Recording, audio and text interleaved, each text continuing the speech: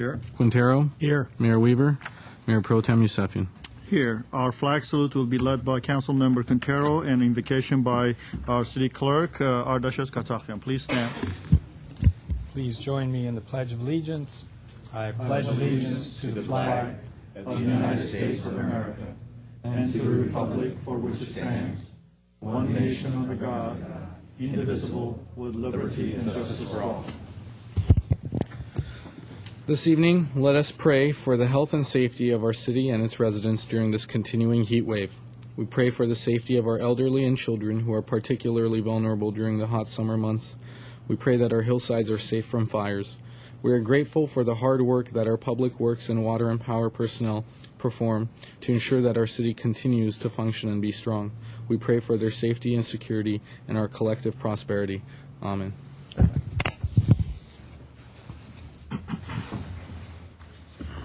May we have your report, please?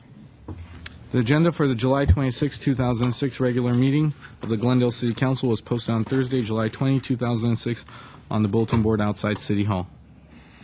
Thank you. I'm going to get off the agenda a little bit by asking Dr. Burke Kelly to come to the lectern, please.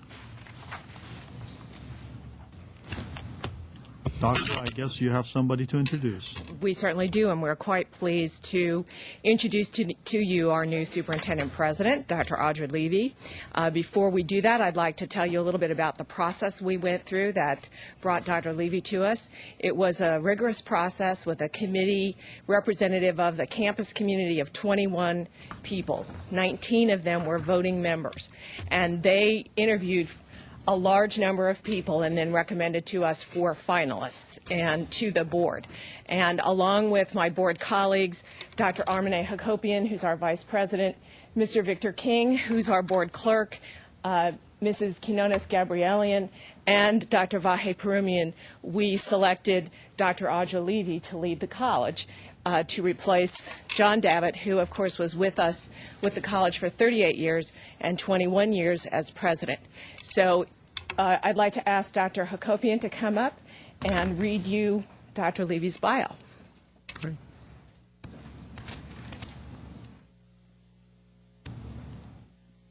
Good evening, Honorable Councilman. I'm Armine Hakopian, the current Vice President of Glendale Community College, and we're delighted here that, based on the invitation of Mr. R. Najarian, to be here and introduce someone who been very impressed with. So I'd like to tell you that Dr. Audrey Levy comes from a family who has valued education immensely, and academically she has prepared herself extremely well. She has 4 master's degrees and a doctorate in organizational management from Pepperdine University. She has served in a variety of capacities from pre-K to 12, and also has had many high-level positions at the community college level. She often serves on accreditation teams to other community colleges, and we grabbed her from LA Community College, where she was the CEO for Southwest Community College.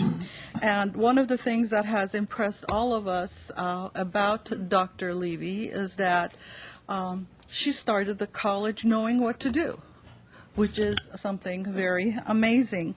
I also like what she has said. Her mantra is, you are to bloom wherever you are planted. And for your viewers, we'd like them to know that the excellence at Glendale Community College is continuing with the excellent and the outstanding expertise that Dr. Levy has brought to the college. So having said that, I'd like to invite Dr. Audrey Levy to tell you all about her planning strategy. Thank you. Thank you very much for allowing me to come and speak. I would like to acknowledge the fact that I know that the college has been on the forefront of your thinking for some time, because you have been very interested in the college, and I hope that continuation is always there, because the college is a thriving part of the community, and it is because of you and citizens such as yourself that have put us at the forefront that I would like to make sure that we continue. In terms of my role, some of the things that I am looking at, of course, is building more partnerships partnerships with the institution and other entities such as yourself to find ways that we can capitalize on what we do best, which is to educate people, but at the same time to be able to build a stronger community, a Glendale community. At the same time, I would also like to share that the students who go to our college benefit tremendously from your interests and from the leadership that you give. Is because of your leadership that many have decided to go on to pursue other avenues for that. So I'd like to thank you for allowing me to come forward. As you work with me, I think that you will see that I will be carrying on many of the traditions that Dr. Davitt has put into place, but at the same time giving it a little different spin. So I would like to say am looking forward to working with you and for supporting Glendale Community College. So I'm open to any questions you might want to ask or any comments. Councilman Menuchyan. Dr. Levy, I haven't gotten a chance to meet you or to welcome you. I'd like to take this opportunity to welcome you to the city, and I look forward to working with you and the college and the Board of Trustees. I think they've made a wise choice. You are very qualified based on what I've read, and I think you bring a new perspective to the college, and that's welcome, and new perspective to the city leadership. I want to welcome you and look forward to working with you and everyone involved at the college. Thank you very much. I appreciate that very much. Councilman I Quintero. would also like to welcome you to Glendale, and as you know, Glendale College is a wonderful institution that's been around for many years, and under your leadership, I'm sure it's going to continue to do quite well in the coming years. So welcome to Glendale. Thank you very much. Thank you all. Councilman Najari. Again, welcome, Dr. Levy. Nice to see you again. And I think we are building bridges between the college and the city, and I'd like to continue with that effort with the great rapport we have with your current board, who many of whom I know personally. Most all of them I know personally. I've spent a little time with them at the college. So please let us know if there's anything that comes up, any difficulties or any good news that you need to share with us or give us a heads up. I think it's through that communication that we can best work together. So welcome to Glendale, and we hope we see you more often. Well, thank you very much. And just a comment, I would like to let all of you know that one of the projects that's on the forefront of my attention is the Garfield campus. So as we're looking at that, I hope that I can work with you closely on how you can help move some of those items along that are needed to complete that project. Dr. Levy was gracious enough to come and visit our staff meeting on Monday morning. She visited with Jim Starbird, the city manager, and then spent quite a bit of time with the executives. And clearly, the relationship started building very, very quickly. And we appreciated that she would take the time so early in her tenure to actually come over and spend time with us and begin to become familiar with the city operations and let us extend our welcome to her and also our willingness to help wherever we could. Thank you. And Doctor, as for myself, I want to welcome you to our fine city of Glendale. And one of these days, you'll find out that Dr. Davitt has started a lot of traditions, but I'm looking forward to having you start some new traditions also. Yes. And in 20 years, somebody else will stand in here and we'll say, what a wonderful job you did, or more. 20 years, okay. But Thank you people all. in this city don't stay for a short period of time. They think they're going to stay here for a short period of time. They come and then they realize what a wonderful city it is. That it and is. they're here for a long time. So just prepared to stay here for a long time. See, you already lost your earring. So we'll hold that earring hostage. The hostage, so I can give.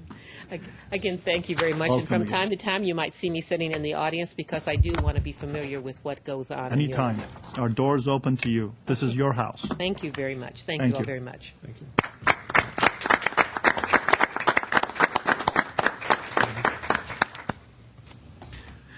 What's next, please? At 3A is agenda preview for a meeting of August 1st, 2006.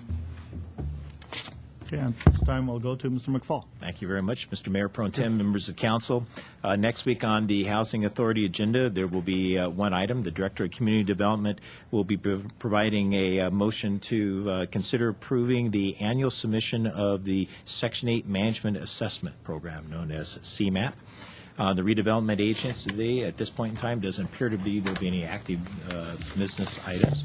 The City Council agenda will include a couple of items. The first will be a report from the Director of Public Works on the Municipal Services Building, be a status on that project and requesting funding Additionally, there will be a report from the Director of Planning on Appeals and Use Standards Variance case for 4701 through 4749 San Fernando Road with a variety of actions for the council to consider.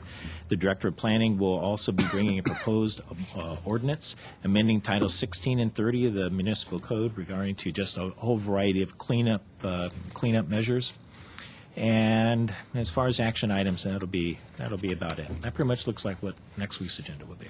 Okay, thank you very much. What's next, please? At 3B is Service Award presentation to Building Inspector Neighborhood Services Ron J. Mays for 25 years. Okay, at this time, I would like to ask Mr. Engel. Mr. Engel to come up. And a couple of familiar faces. Mayor Pro Tem Yosefian, City Council, Mr. McFall. Ron Mays has joined me up here, and tonight we mark a milestone for him by recognizing his 25 years of service for the City of Glendale. You don't want cameras picking your back. Ron started with the City of Glendale back in June of 1981. He started working on the underground crew for our Public Service Department, now Glendale Water and Power. He continued in this assignment until 1989, when he joined the newly formed Neighborhood Services Division as one of the first members of the Neighborhood Services team assigned to code enforcement. Ron's initial assignment was in the southern portion of the city, an area that we now refer to as Tropico. The first years in Neighborhood Services were quite rugged, with staff dealing as much with the cultural issues and conflicts that they encountered as much as they were with the code violations that contributed to neighborhood plight. Over the years, Ron has worked in all neighborhoods of the city, now having come full circle, assigned once again to the Somerset Tropico neighborhood south of City Hall, since our inspectors, like Ron, rotate in their assigned neighborhoods every 3 years. Ron has worked for, as he says, outlasted 4 supervisors so far. He enjoys working with people and uses his powers of persuasion to get people to comply with his direction to improve, clean up properties and neighborhoods. This is not totally altruistic on Ron's part, because the more he can sweet-talk someone into doing something, the less paperwork he has to do, and paperwork is the bane of the inspector's daily grind. Over the years, Ron has served on various city and department committees. In Neighborhood Services, we have a series of employee committees that advise our management team on various issues. Ron currently sits on the committee that develops and oversees the community outreach and education materials that we show on Channel 6 and the ones that are used by our code inspectors to educate residents on code standards.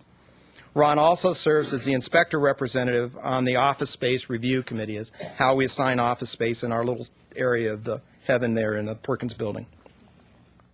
Ron has many friends throughout the city that he's developed over the years. His hobbies and interests include weightlifting, bodybuilding, buying and selling cars, exploring his Native American heritage. He and his wife, Laura, who's with him tonight, live in Rancho Cucamonga. Mayor Pro Tem Yosefian, council members, Mr. McFall, it is my pleasure and honor to present Mr. Ron Mays for his 25-year service award tonight.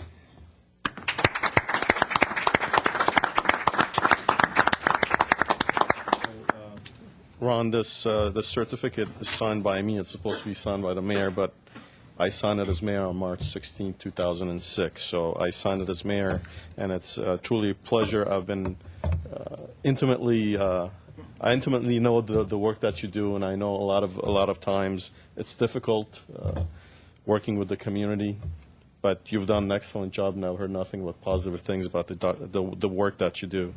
It is my pleasure to present, on behalf of the mayor, I guess, which was me back then, a certificate of sincere appreciation for 25 years of loyal and faithful service. So congratulations, and thank you for what you do. It's actually 25 years, 4 months. Okay, then. And I would, 25 years in March. That's it. Right. And this is for I think that envelope goes to somebody else. Yes. Congratulations. Thank you. And a pin.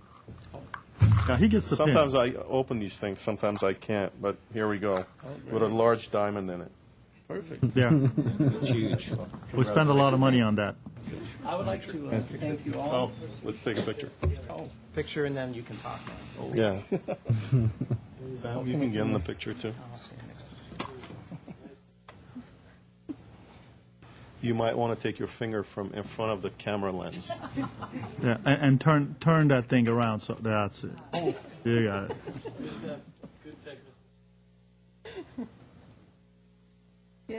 Thank you. I'll Your get, turn, Ron. I'll get this right another 25 years. There you go. I would like to thank council, and I'd like to thank my wife.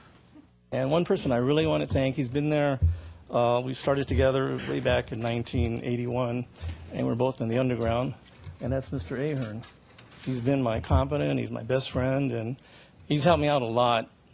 And as far as telling me how to present myself with school and everything, and he's really been there for me. And I just wanted to thank you, Dave, personally. Thank you. Congratulations.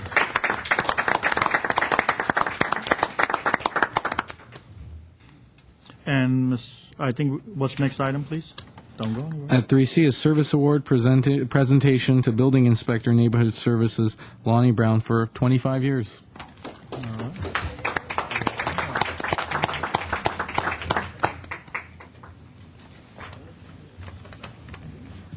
You're going to face the right way. Okay. Okay. It's an advantage to have somebody go first. Mayor Pro Tem Yosefian, City Council, Mr. McFall. We have another pioneer here tonight, Lonnie Brown, who's being recognized for his 25 years of service here with the City of Glendale. Lonnie was actually the first employee hired specifically for neighborhood services back in 1989. But Lonnie had a career well before neighborhood services. He was hired in June of 1981 to be in the electrical overhead section of the old Public Service Department. He worked as a lineman until he transferred into neighborhood services when the newly created division was formed. Lonnie's initial assignment was in the foothill area of our city, an area that we in neighborhood services now call Crescenta Highlands and Verdugos. With the creation of neighborhood services, this was the first time that the City of Glendale had had a proactive code enforcement program in areas other than the Tropico Somerset neighborhood south of City Hall. Lonnie was fortunate, and I use my words, not his, to be the first inspector in those neighborhoods that were not used to a city code presence. What saved Lonnie was his gift of gab and his ability to problem solve with people, working with them through their code problems, inevitably getting them to solutions. Lonnie is very gracious, he's very gregarious, and these traits have served him well when dealing with difficult people or dealing with people in difficult situations. Over the years, like Ron, Lonnie has worked in all neighborhoods of the city and is now assigned to the city's rental housing inspection program, performing quadrennial inspections on the rental housing units in our city. We call this assignment job security because, as you know, there are 44,000 rental units out there in the city of Glendale, and that number grows each day. Lonnie works with property owners to solve his problems using those characteristics we talked about before. He frequently gets commendations for his courtesy and his understanding of property owner problems. Like Ron, Lonnie has also made friends throughout the city, and like Ron, he has also managed to outlast, or as he says, train 4 different supervisors over the years, one of which is Ron's friend, Mr. Ahern, over there. Lonnie currently serves on the Office Systems Committee, one of those employee advisory committees that we operate in neighborhood services. Lonnie's interest in computers provides expertise to this committee, particularly in recommending changes to our electronic procedures and procedures for processing code enforcement cases. Lonnie and his wife, Harriet, have one child, Erica. Harriet's with us tonight. Harriet, why don't you come up right now? The Browns are a true Glendale family because Harriet works in our Glendale Water and Power Department in the Customer Services Division. Both Lonnie and Harriet are active in their church, and Lonnie is a lay minister. Their interests extend to travel and a constant remodeling, as I understand, of their home in the hills above Altadena, which he attributes to Harriet. Mayor Pro Tem Yosefian, council members, Mr. McFall, once again, it is my honor, privilege, and pleasure to present Lonnie Brown for his 25-year service award with the City of Glendale.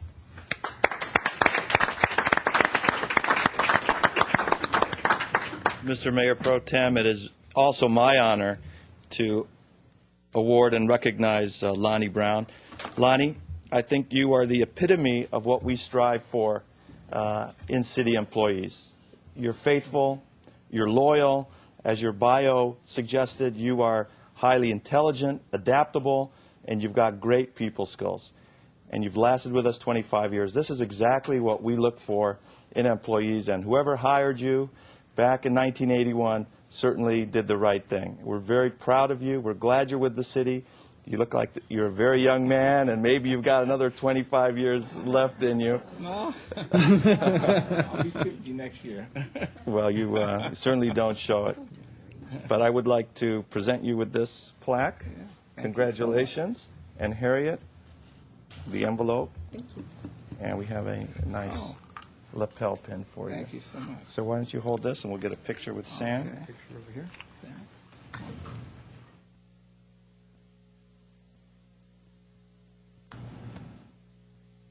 Okay. And please say a few words. Well, again, I'd like to thank the City Council, of course, Neighborhood Services, for hiring me when I transferred from the Public Service Department. Really, I want to thank my wife. We just celebrated 28 years of marriage, so I'm going to keep going. Love her very much, and I like to also thank my mom because she still works, 70 years old. She's still working for the county. She's got a little ill, so she can't make it this evening. And really, I look at the things that my mother taught me as a young man, to move forward. No one owes you anything. Work hard for what you get. And the city of Glendale has given me an opportunity to provide for my family for 25 years. My daughter's not here at the moment. She's doing well, and she's a chef, so she's doing there. But the city of Glendale, which is so important in this age, is to have a employment, and you can't overemphasize the constant employment that adds to a stable family life, and of course enabled me to do the things I've done. So I really like to thank the city of Glendale again, of course the department I work for, Sammy, and those, and Matt and the Blake, of course, and who's been here this many times. So I really appreciate the employment that I've had with the city for all this time, and I hope I'll be here for at least another 5 or 10 years before I decide to, have to get out. Yeah. She wants to retire at 55, and I say, fine, she can, but I might work a little longer. But again, thanks so much for the time I've been here. I appreciate it so much. Congratulations. Congratulations.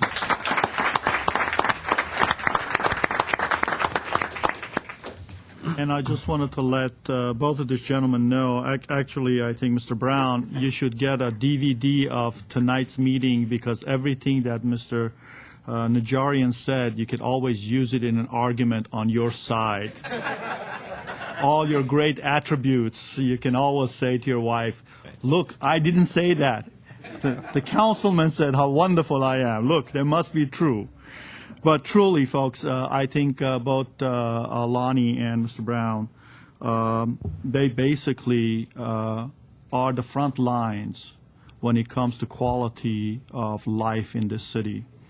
While police officers keeps us safe, and they are the front line of our safety, they are the front line when it comes to quality of life in this city. They have the hard job of going out there and pointing out to people the things that is not consistent with our guidelines or our municipal code, and they have to do it in a nice way and try to get them to comply. And sometimes they're not greeted real nicely, but they keep their wits about it and don't lose their control. And I've known this gentleman for a long, long time, and I think longevity talks about their commitment to the type of job they do and also to this community, because that's a tough job to do. It's not an easy one, being a conflict resolution. So congratulations to both of you. It's amazing that you guys have worked in here for 25 years. I can't believe it, which it tells me that I'm getting old.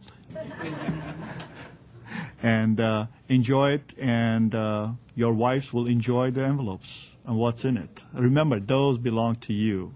Don't let these two guys try to get any of it. What's next, please? At 3D is appointment of Mr. Armand Kevanian to the Arts and Culture Commission. Okay, I would like to nominate a young man named Armand Kevanian, and he is going to be a tremendous addition to the Arts and Culture Commission. Very long resume, but I'll be brief. As recently as May 2006, he directed and performed in a benefit concert for the Alex Theater, and then he has just numerous awards. Won first place in the City of Glendale Talent Competition 2 years in a row, first place in the Glendale Symphony Orchestra. He studied with concert pianists and master teachers throughout the United States, and I think he's just going to be a great addition to arts and culture. He's certainly going to be able to help the commission in terms of performances, cultural activities, and classical music. There's no one better than Armand Kavanian, so that's my nomination.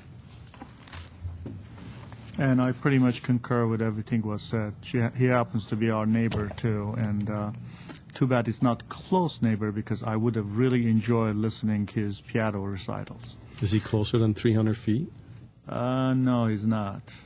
Would there be a conflict? No. Like, I wish he was closer. As I said, I would have enjoyed listening to his piano recitals, but he's not that close. But he's a wonderful person, and I think he's going to be a great asset. With that, roll call. Council members Menuchyan, Yes. Najarian, Yes. Quintero, Yes. Mayor Weaver, Mayor Pro Tem Yusefian. Aye. What's next, please? Is there anybody wants to make any appointments? No? Okay. Next, please.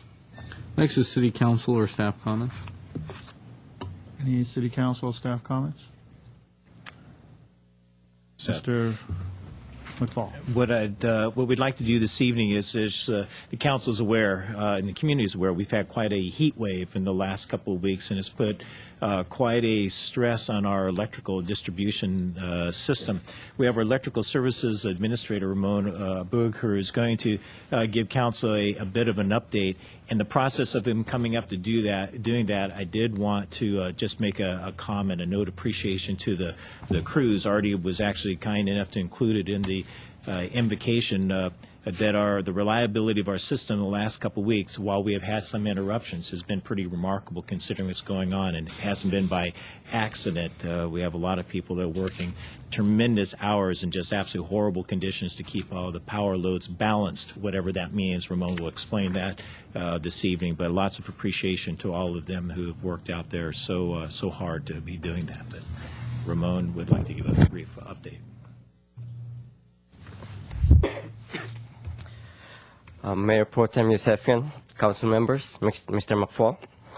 GWP, or our system, actually reached a new milestone. We have a new peak of 337 megawatts for a weekday. And also another milestone was last Saturday. We had an unusual peak of 315 megawatts for a weekend. To give you an idea, normally without the heat wave, we're running about 250 megawatts on a weekend. So that's a jump of about 65 megawatts. This high demand is due to the record heat wave that we're experiencing in the region, and the major contributor, as you may know, are the air conditioning load, basically to help us feel comfortable. The combination of the heat and the high load tax our system significantly. Starting Saturday, we actually had the crew working through the weekend and through Tuesday night. Part of the problems, we did experience power outages sporadically throughout the city, and the major cause of that is we had transformers that were failing. And these transformers that failed were basically the older transformers that we had on our 4 kV system. We had about 30 transformers that failed that needed to be repaired or replaced. And to give you an idea, we have about 9,000 transformers installed in the system, so we had about 1% failure. In addition to the transformers failing, we also have some fuses blowing, and when the fuses blow, it's similar to our houses. When we turn all the loads on at the same time, the breakers tend to open. That's what the fuses were blowing. Like I said, the outages were scattered throughout Glendale. We responded to 120 trouble calls from Saturday through Tuesday, to give you an idea. And we affected over 500 customers on those sporadic outages. Okay.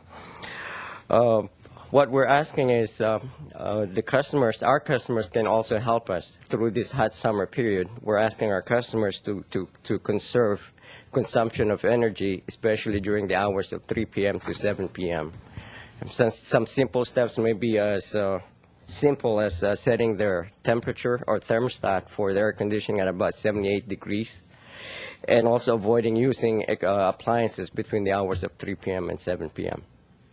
So our system was really tested this week, especially the last 4 days, and I'm glad to report that we held our system very well. And again, thanks to the crews that have worked long hours and trying to get the system back to normal. And with that,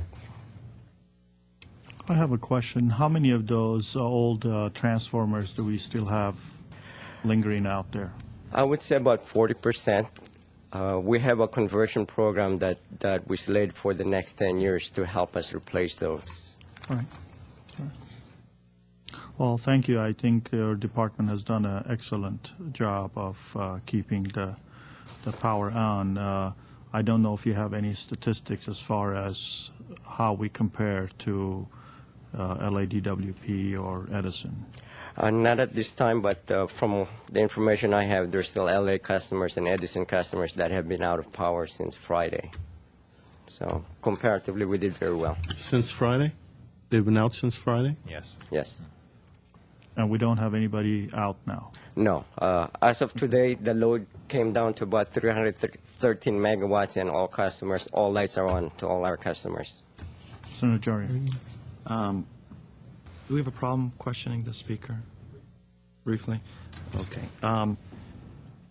Ramon, during this period, did we end up selling any power to any other, to the ISO grid at all?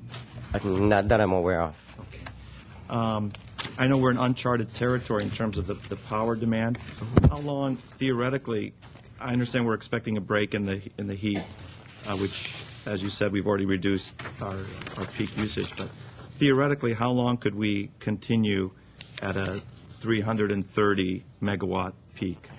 Our capacity is actually, we can bring in power, combination of our GWP power plant, Grayson power plant, plus resources outside of Glendale. We have capacity up to 410 megawatts. So we've still got some, despite our high usage, we've still got some That's cushion. correct. And what is our risk? What could go wrong? What is the major mechanical risk that we would face at this continued high electrical usage? We're always exposed to problems outside of Glendale. If LA, where we make our major interconnection with, experiences a major transmission problem, that could cause us a major problem as well. Like the September 12th outage, I don't know if you recall that. The problem that LA had actually caused us a major problem, major outage as well. Thank you for your good work. I know you're working hard, you and the entire crew. Thank you. Thank you for your time. Thank you. Good job. Okay. Is there any other comments? Anybody going to have a coffee this week or anything? Next week. Okay. I just had a couple of items that I wanted to share with the public. One of the items is basically Standard & Poor's had done credit reporting for the city of Glendale. For some of you, if you would like to know, I know Mr. Milano, it's always close to his heart. He wants us to share information with the public. These are some of the findings. It says drivers are an expanding local economy base, full participation in Los Angeles area economy. Part of it is a strong financial performance and management with extremely good financial flexibility and very low debt level. Part of the reason for it is a thriving commercial and residential sector within the city. It says the city and its finances are well managed. The city's fiscal 2007 budget restores the reserves to the targeted level throughout the growth of the local revenues and to restoration of the certain revenues that were impacted by the state's budget woes in fiscal 2004 and 2005. And also the city performs long-range financial and capital planning, is identified potential challenges and responds to them in a timely manner. And in the end of the day, the outlook is that the city is going to be very stable, and most of it is to excellent management of the city resources. we have currently a credit rating of AA+, and this was done by Standard & Poor's, and it was done as of 7/13 of this year. That translates, what does that rating translate into? A lower interest rate that we have to pay our bondholders, so ultimately ends up Right. saving the city money. And also means that the city is not going bankrupt. We're doing something right, once in a while, but we're doing something right. The other thing that I want to let the public know, because this question was asked before, I just thought for your own general knowledge, for you to know, this is the population numbers that came out as of January 1st of 2006. This is based on Department of Finance.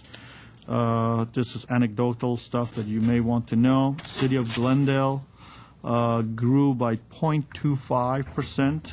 So its population went from 205,785 to 206,308.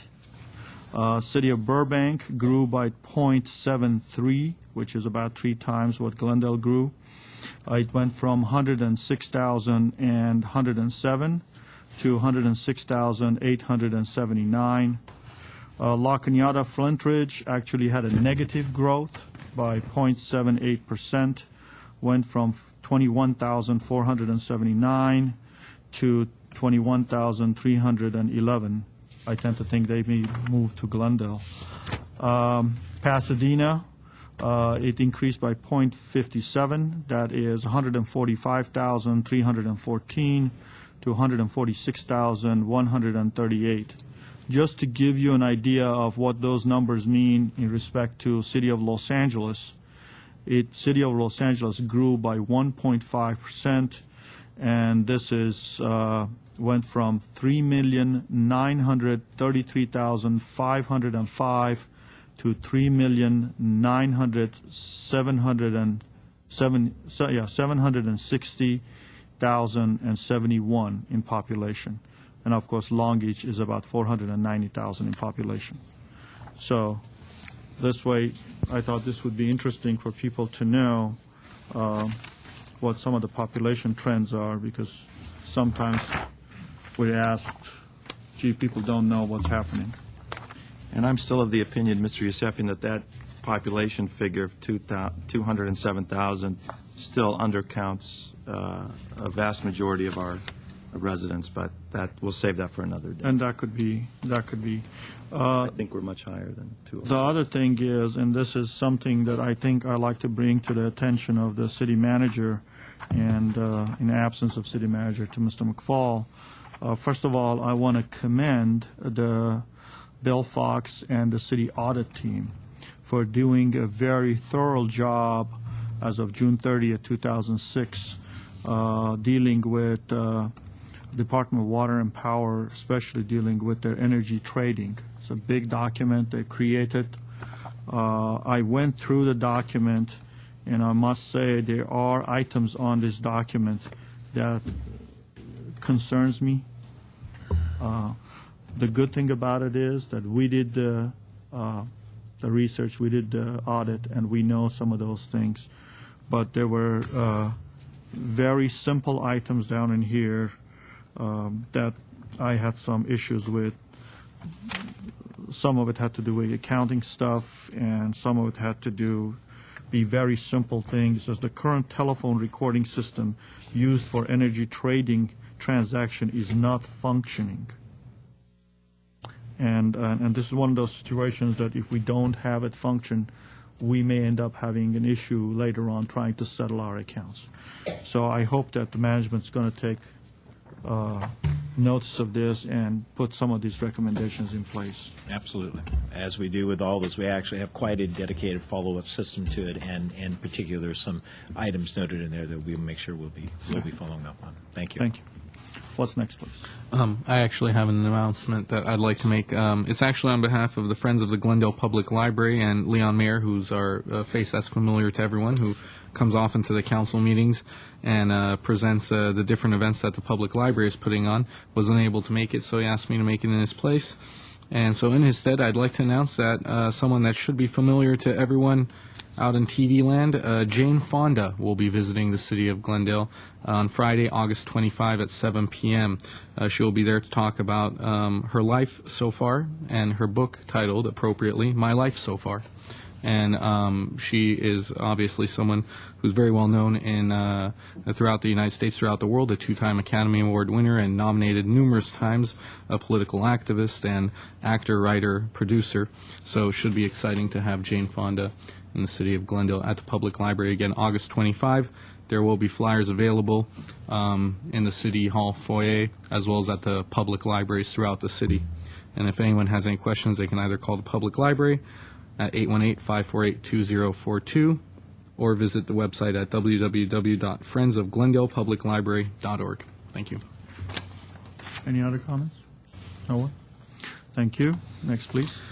Next is consent items following are routine and may be acted upon by one motion. Any member of the council or the audience requesting separate consideration may do so by making such request before a motion is proposed.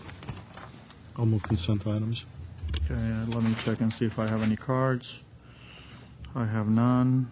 There's a motion. Is there a second? Second. There's a motion and a second. And Mr. Howard, Mayor, members of council, just change on one of the resolutions? yes, Is that sir. it? Just one minor correction on 5B1. The title of the resolution should reflect that it's 3M Opticon Signal Priority Control System. I think the original resolution indicated was AM, which is a typographical error. Right. And I assume the motion and the second would include this modified Modification. resolution. Yes. Yes. Yes. Yes. Roll call. Council members Manukian, Yes. Najarian, Yes. Quintero, Yes. Mayor Weaver, Mayor Pro Tem Yusefian. Aye. Next, please. At 6 is oral communication. Discussion is limited to items not a part of this agenda. Each speaker is allowed 5 minutes. Council may question or respond to the speaker, but there will be no debate or decision. The city manager may refer the matter to the appropriate department for investigation and report. Okay, Bonnie Adams.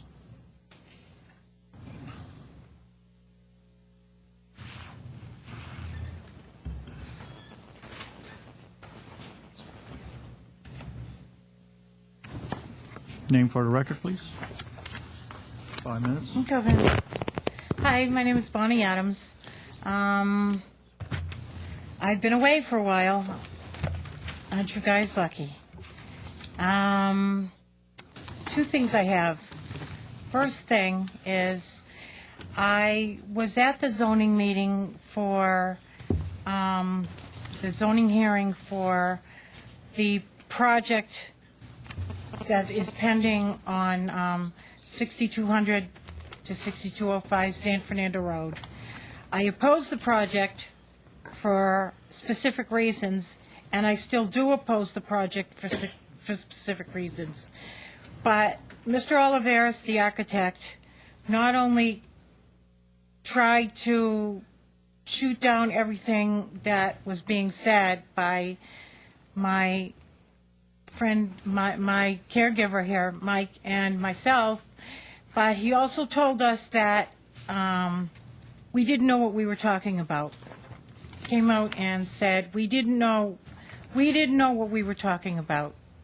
Well, I know exactly what I'm talking about, and I know exactly why I was opposing whatever I was. But the comment was not called for, and it was rude, and it was insulting, and it was degrading, and I don't appreciate something like that at all. And for him to come out and say it in a meeting, he need to keep his personal opinions to himself. I mean, I knew exactly what I was talking about. I've been disabled all my life. I've had many service animals. I've had many good and bad experience in disabled housing, so I know exactly what I was talking about. The other thing I'd like to address is the agenda item, the ordinance that I had requested months and months and months ago about the over 62 program for the utility tax exemption being the ordinance being modified that the under 62 disabled population or income eligible population be included in that program as well. Since you raised the rates here in Glendale, Social Security did not. And it's very, very hard for us, a lot of us, when the costs go up and the money doesn't. So I was told that we could expect something around August to be said about put on the agenda. I would just like to request again that this modification be addressed in the coming meetings and be placed on an agenda as soon as possible. This is just too much. It's expensive to live here in Glendale. For people for a very, very poor people, it's expensive to live here. There's just, I know everybody's feeling the pinch, but, and we're willing to pay just as well as anybody else, but when you can't give somebody what you don't have. The last thing I'd like to say is there is, for whoever is income eligible, something called a Cool Care program, which is under the auspices of GWP, which means that anybody that's eligible and applies for this can get a refrigerator. It's an energy-efficient refrigerator, and if they need a refrigerator, they can apply, and hopefully they'll get what they, if the program started July 1st, I would suggest that anybody that, I stumbled on it by accident, but I would expect anybody that feels that they're eligible, income eligible, call the Special Benefits Program, should do that and see if they can get an application for it quick, in a hurry. Okay, thank you. Thank you. Mr. McFall, could you tell us a little bit about the refrigerator issue? I think there's a limited amount on that. Well, that unfortunately, I was going to comment on another part. That staff just walked out. Unfortunately, they could have. So while I'm aware that the program had just started, honestly, I'm not aware of the program details unless somebody else in I here. think there's a finite amount of money that is available for that purpose. There so is, yeah. That would can't be. Yeah, that would be, there's eligibility requirements, but we are definitely happy to talk with anybody who wants to see if they take advantage of the program. On the other, as promised, we, as Ms. Adams indicated, that we had indicated that we would bring back the report for City Council consideration in August on the UET exemption. Staff has written all the general language and is circulating it around for comment right now with the full intention of meeting that promise of bringing it back to City Council for consideration in August, as we indicated. Thank you. Patty Nelly.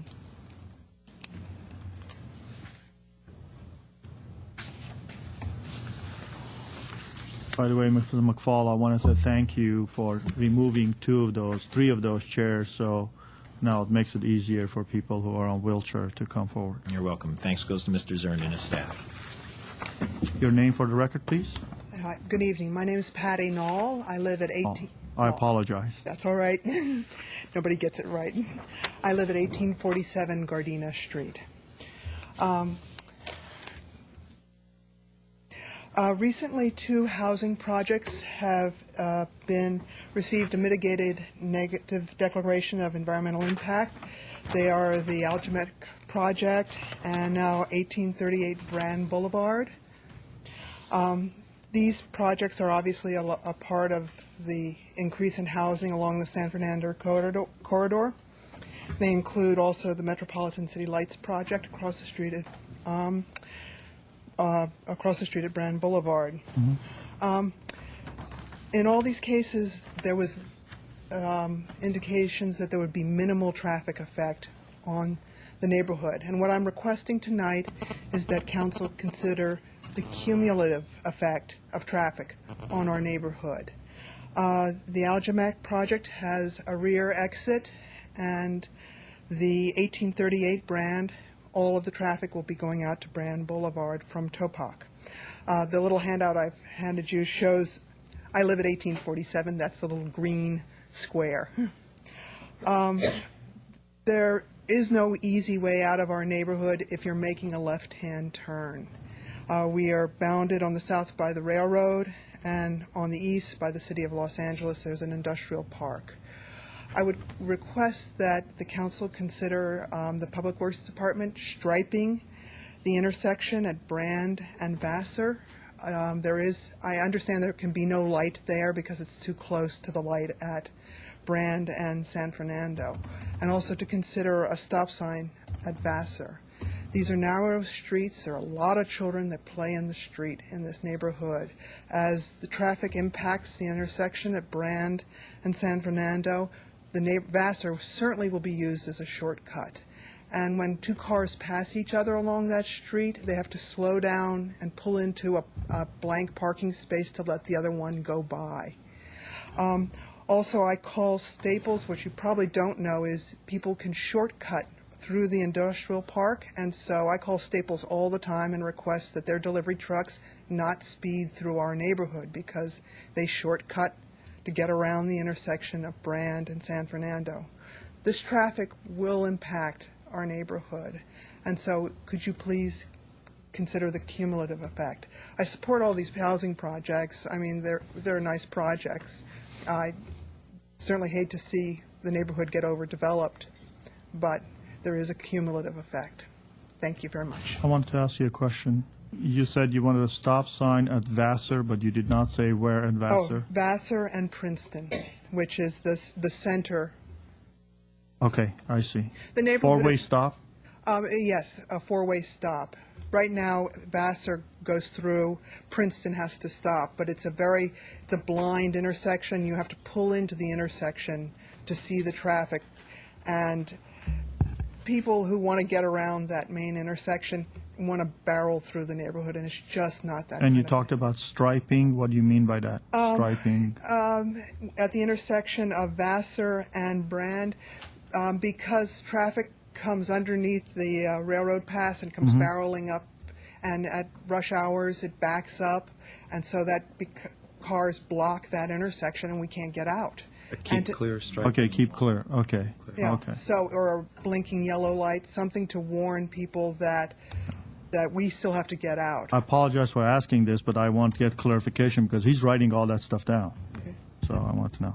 Mr. Quintero, you have a Then you question? said the delivery trucks, especially those servicing the Staples Yeah. office, cut through Vassar also? They actually, if you go, I don't know if you're familiar with, it's an attract.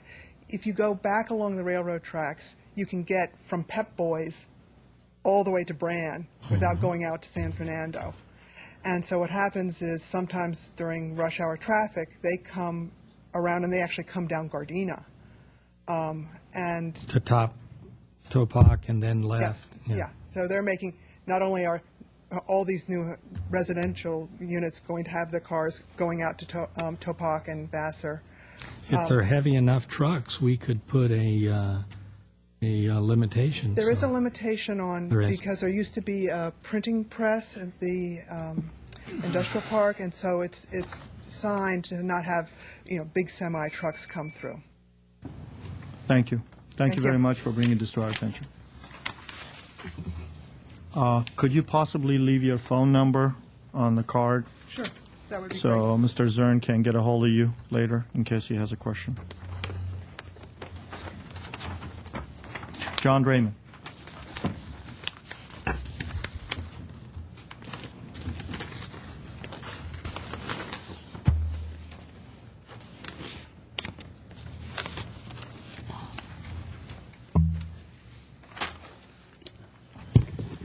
Good evening. My name is John Draymond, and I'm president of the Montrose Shopping Park Association. It's been said that history belongs to those with a platform and a pencil. And that's a reference to the significance of the historian as the interpreter of what constitutes factual historical record and what constitutes fanciful lore.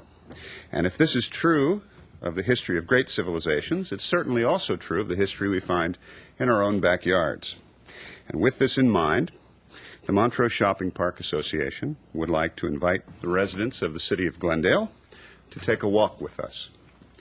And in honor of our city's 100th birthday, the Montrose Shopping Park, which is, by the way, one of America's oldest and first pedestrian malls, we would like to invite the citizens of Glendale to get outside and do a little walking in their neighborhoods. So in a response to a letter in the Glendale News Press from former Montrose postmaster Robert Thompson, in which he suggested a contest whereby residents would look for the oldest contractor sidewalk stamp imprints in the city. And we thought that was a terrific idea for the city as a whole. We believe that it would get people out strolling in their neighborhoods and looking for these contractor imprints and in the sidewalks near their homes. Now, these imprints or these impressions were placed in the sidewalk by contractors over the years who were hired to install our city's sidewalks. And some of these contractor stamps predate the annexation of La Crescenta and North Glendale and Montrose areas. And each of these old contractor stamps bears a date which provides a clue to the local history of our city. And some of them go back to the teens and 20s. So with an eye to our city's history, the 213 businesses in the Montrose Shopping Park would like to know where the oldest of these contractor stamps is located. And so we're asking everyone, young and not so young, and everyone in between, to help us find the oldest sidewalk contractor stamp in the city of Glendale. Now, the finder of the first, second, and third oldest contractor stamps, once verified, will win dinner for two at one of the many wonderful restaurants in Montrose, gift certificates to our stores, or a shopping spree at the Montrose Harvest Market. And in the process, we hope that our local residents throughout Glendale will begin to notice the history in our own backyards, and maybe even make a friend or meet a new neighbor or two along the way. And I invite everyone to read the Glendale News Press for upcoming details of this contest, because we will place them there. And I would also like to ask our City Council if they would like to take part by verifying the winning entries. And perhaps in this small way, we can begin to enjoy the history of our city, its heritage, and the value of both. And I thank you for your time this evening on this. We think it's a fun project. We'll get people out in the neighborhoods throughout the city and have some fun at the same time. Is there a time limit for it? Well, we're going to post all of the rules and regulations in the paper, but I just wanted to announce the idea here. I ran into a city staff member the other day in Montrose who was dining outside, and while I kept him from eating his breakfast and bending his ear for a while, it was confirmed in my mind just how much these kinds of city projects that involve the public, how important they are and just how much fun they are, and just how much it makes living in Glendale something more special. So we, MSPA, decided we wanted to take a role in sponsoring this activity. So we'd like to ask that the City Council be those that would verify the dates on the submitted timestamps in the concrete. We're going to ask people to photograph them and give us the address or the corner where they're located. We've seen some in the North Glendale area that date back to the 20s and before, and I know that we're a newer part of the city than areas just adjacent to us here. So no one in Public Works, Mr. Zern, now. So anyway, thank you so much. But we may use Public Works to do forensic there you go. a look on it, just to make sure somebody didn't chiseled the new date on there. So don't you think you're asking for trouble by asking us to be judges, Mr. Draymond? I mean, in the face of overwhelming evidence, there's very little that we agree on. Does it have to be a unanimous decision? Maybe if we just go for a majority, we'll be okay. Well, you know, it's certainly not going to create any trouble for us. I think it's going to be easy if the dates are there. You can't go any more wrong with that.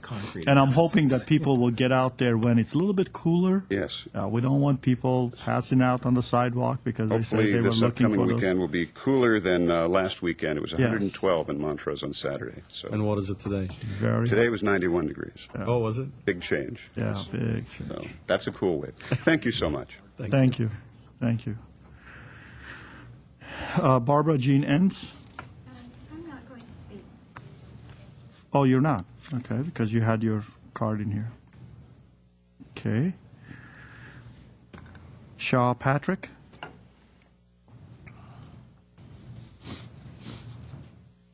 Your name for the record, please. Yes, I am Shaw Patrick, and I just got out of Glendale Memorial Hospital after being there for over a month. It seems like every time I go in there, I'm at death's door. And good Lord helped me out, and I'm able to walk and talk again. And the reason I wanted to address you is because I go regularly to the Glendale Senior Center for lunch, and I am extremely grateful for that program because I am on life support medications, which are so powerful that if you don't take a food cushion before you eat them, you are really in trouble. It sometimes can be as bad or worse than what you're treating. So I'm thankful for that reason, too, about the food.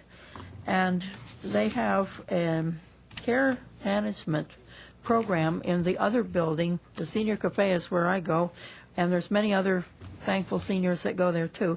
But in the other building, just a few steps on the other side, there is a care management program which has been, to my understanding, extremely successful to help people that, believe it or not, there are people in worse shape than I am. And some of them suffer from Parkinson's disease, Alzheimer's, and a variety of other things. And they are not necessarily all much older than I am, but they are sometimes younger people who are handicapped or developmentally disabled or something like that. And the program, as it has been continuing, to my understanding, includes full-time care management coordinator's position, and I heard that there were going to be some services cuts go into effect on the end of this month, which will make very difficult or impossible life for many seniors and disabled adults, such as in the way of independent living in their homes. And the alternative would be, and is already starting to show up, they end up in nursing homes, regular hospitals, or homeless out in the streets. I personally have experienced and seen many of these things happen because my husband, until his death in 1991, I took care of him as his sole caregiver, free of charge. The government never paid me a dime, and I was happy to do it for the love of the Lord, and also because my husband was a good man, and he died at age 49. Severe cardiomyopathy, gout, diabetes, 900-plus count, sugar, blindness from diabetes, and terrible other things that are so numerous, and it's been a while, 16 years since he died, and I can't remember all of them. The funny thing is that while I was taking care of him, many of the medications that I was in charge of giving him are now medications that I'm on. So I learned a lot, and it helped me. But my way of showing my gratitude for what the city is doing in conjunction with the federal program about feeding the seniors at lunch sites is to try to do whatever I can in my own poor, humble way with God's help to try to see if there is something can be done to save the care management program over there. Because, as I said, I personally know of evictions that would have happened, revolving door syndrome, where they take them to the hospital in the emergency room. They're there for maybe 2 or 3 days, and then they put them back out into the streets. If they've lost their apartments, then they become another one of the alarmingly growing number of homeless people. Not all homeless people are bums. They're not all drug addicts. They're not all drug addicts.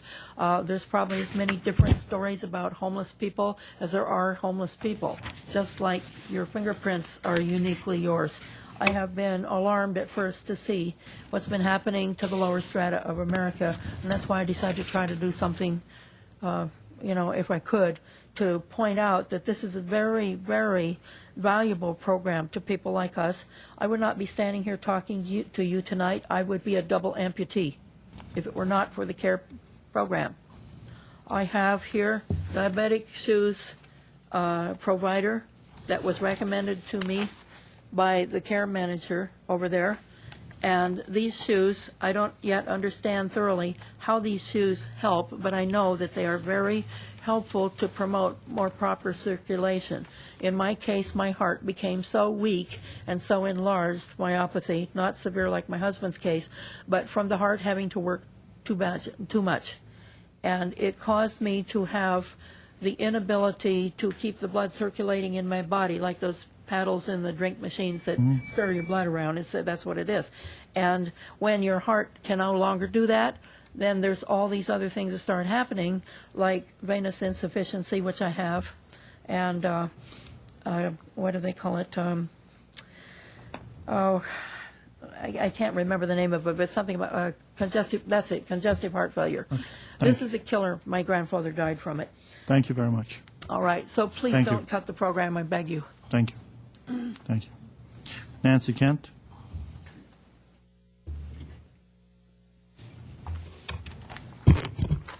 My name is Nancy Kent. I'm a resident of Glendale, and today in the Glendale News Press, there were 2 letters that were sad reminders about how illegal drug trafficking affects people's lives in America. The letters were from the mother and 11-year-old brother of Christopher McCullough about how much they miss Chris, who was killed at age 13 in July 2000, along with a 14-year-old friend on the empty playground of Valley View Elementary School in La Crescenta in what was believed to be a drug deal that went bad. I will add that our federal government's so-called war on drugs has resulted in more rather than less drug use in America, just as our government's so-called war on terrorism is working to help recruit more terrorists. I would like to invite the council members, staff, and any members of the public who have the strength to view an extremely grim documentary to attend a free film screening at the Montrose Branch Library this Saturday, July 29th, 2 p.m. This is not sponsored or endorsed by the City of Glendale or the library, but the city allows freedom of speech when it rents community rooms to residents. The film is a lecture given by Michael Rupert at Portland State University that includes his detailed allegations about the impact on the American economy of $500 or $600 billion of illegal drug money that's laundered through our economy annually. Michael Rupert was a narcotics detective for the Los Angeles Police Department when he made the accusation in 1977 that CIA operatives were protecting drug dealers. This film is not only about the illegal drug trade, but Rupert manages to tie this topic in with, believe it or not, the topics of the global oil supply and questions about the September 11th attack. The film is called The Truth and Lies of 911. This screening is sponsored by Glendale Public Awareness about September 11th questions. This film is not only grim, but it's 2.5 hours long. It's a film of a lecture Michael Rupert did in November 2001 with an introduction added in 2004. And it has inserts of interviews of Congressman Ron Paul, who's a Republican from Texas, and Congresswoman Cynthia McKinney and Congresswoman Barbara Lee. And I want to clarify, this is a film screening, not a personal appearance. We are not expecting Michael Rupert or any other guest speakers to attend. Again, Montrose Library, 2465 Honolulu, west of the Montrose Shopping Park. This Saturday, July 29th, 2 p.m. The library is air-conditioned, knock on wood, and call me for more information, 818-242-4320. Next item, a July 17th Glendale News Press article about zoning included a quote by Councilman Yusefian that was rather harsh, and there have been some letters to the editor criticizing this statement. I agree with the factual content of what Councilman Yusefian said, but I think the example he chose to make his point was overly rough, and maybe his rough words were related to some of the rough verbal and written attacks made by some, not all, but some members of the public that are aimed at specific council members at this microphone and in the news press. But I would request Councilman Yusefian to be gracious enough to make an effort to help de-escalate the level of hostility in the comments that will probably always be said by residents who want 0 variances granted and property owners who perhaps would prefer 0 government limits on private property development and land use rights. Even though I think Councilman Yusefian's words about lynching were too harsh, I much prefer an elected official who always tells us what's on his mind, even when it's too much sometimes, rather than what we get at the federal level, namely the unacceptable quantity of manipulative, extremely effective obfuscations and outright lies by members of the Bush administration to Congress and to the American people. Thank you. Thank you very much. Thank you. I wasn't going to bring this item up, but since you brought it up, I did talk to the reporter. I don't know if she's here. She's here. And actually, my understanding is the gentleman who wrote the letter called the reporter, and on a Monday before a Tuesday hearing, actually talked to the reporter about my comments. The reporter made it very clear, at least in 3 occasions, if I'm not mistaken, that I did not call them a mob. It was an analogy that I made while I was talking to the reporter, trying to get my mindset across. It was not something that I called them, and he specifically said the same thing. Did he call us a mob? And she kept telling them, no, he did not say that. He did not say that. Nevertheless, that's what he was. I guess maybe sometimes I put things in a way that is not very polished, and that is true. What I'm trying to get across, if people have a just cause and they come to this dais and it's only one person, but they're right, it does not require 500 people to come to say what is right and what is wrong. And that's all there is to it. Now, to me, that's what it was all about.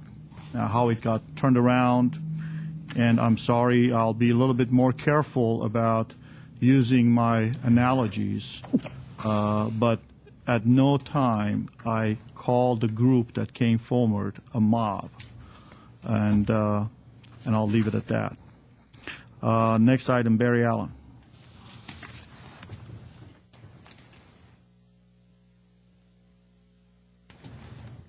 Thank you, Mr. Mayor Pro Tem, council, staff, the public. I'm Barry Allen with Vanguard. We're all very familiar with the ethics code of the city, especially as you're elected officials of the city, and you know what those codes are. We heard Mr. Najarian a week or so ago exercise his knowledge of the conflict of interest and the code of ethics. And not too long ago, we heard Mr. Yusefian question the ethics of an elected official in this city for using the police department to provide certain services to a private for-profit corporation at the Alex Theater. Mr. Yusefian, I really have to thank you because that was just the tip of the iceberg. That iceberg includes the GWP. This year had 34 requests for sponsorships of whether they were cash, water, or other services. 34 requests. Only one of those requests was turned down, and only one of those requests was from a for-profit company, one that the mayor sits on their executive committee. Only one of those 34 were for-profit, and that one was given services and sponsorship of the GWP. Now, we can take this a step further. We watched the budget process, and we saw the library even having $5,000 taken out of their budget. However, the library provided free services to the tune of about $2,520 or $40 to a for-profit company that has on its executive committee Mr. Weaver.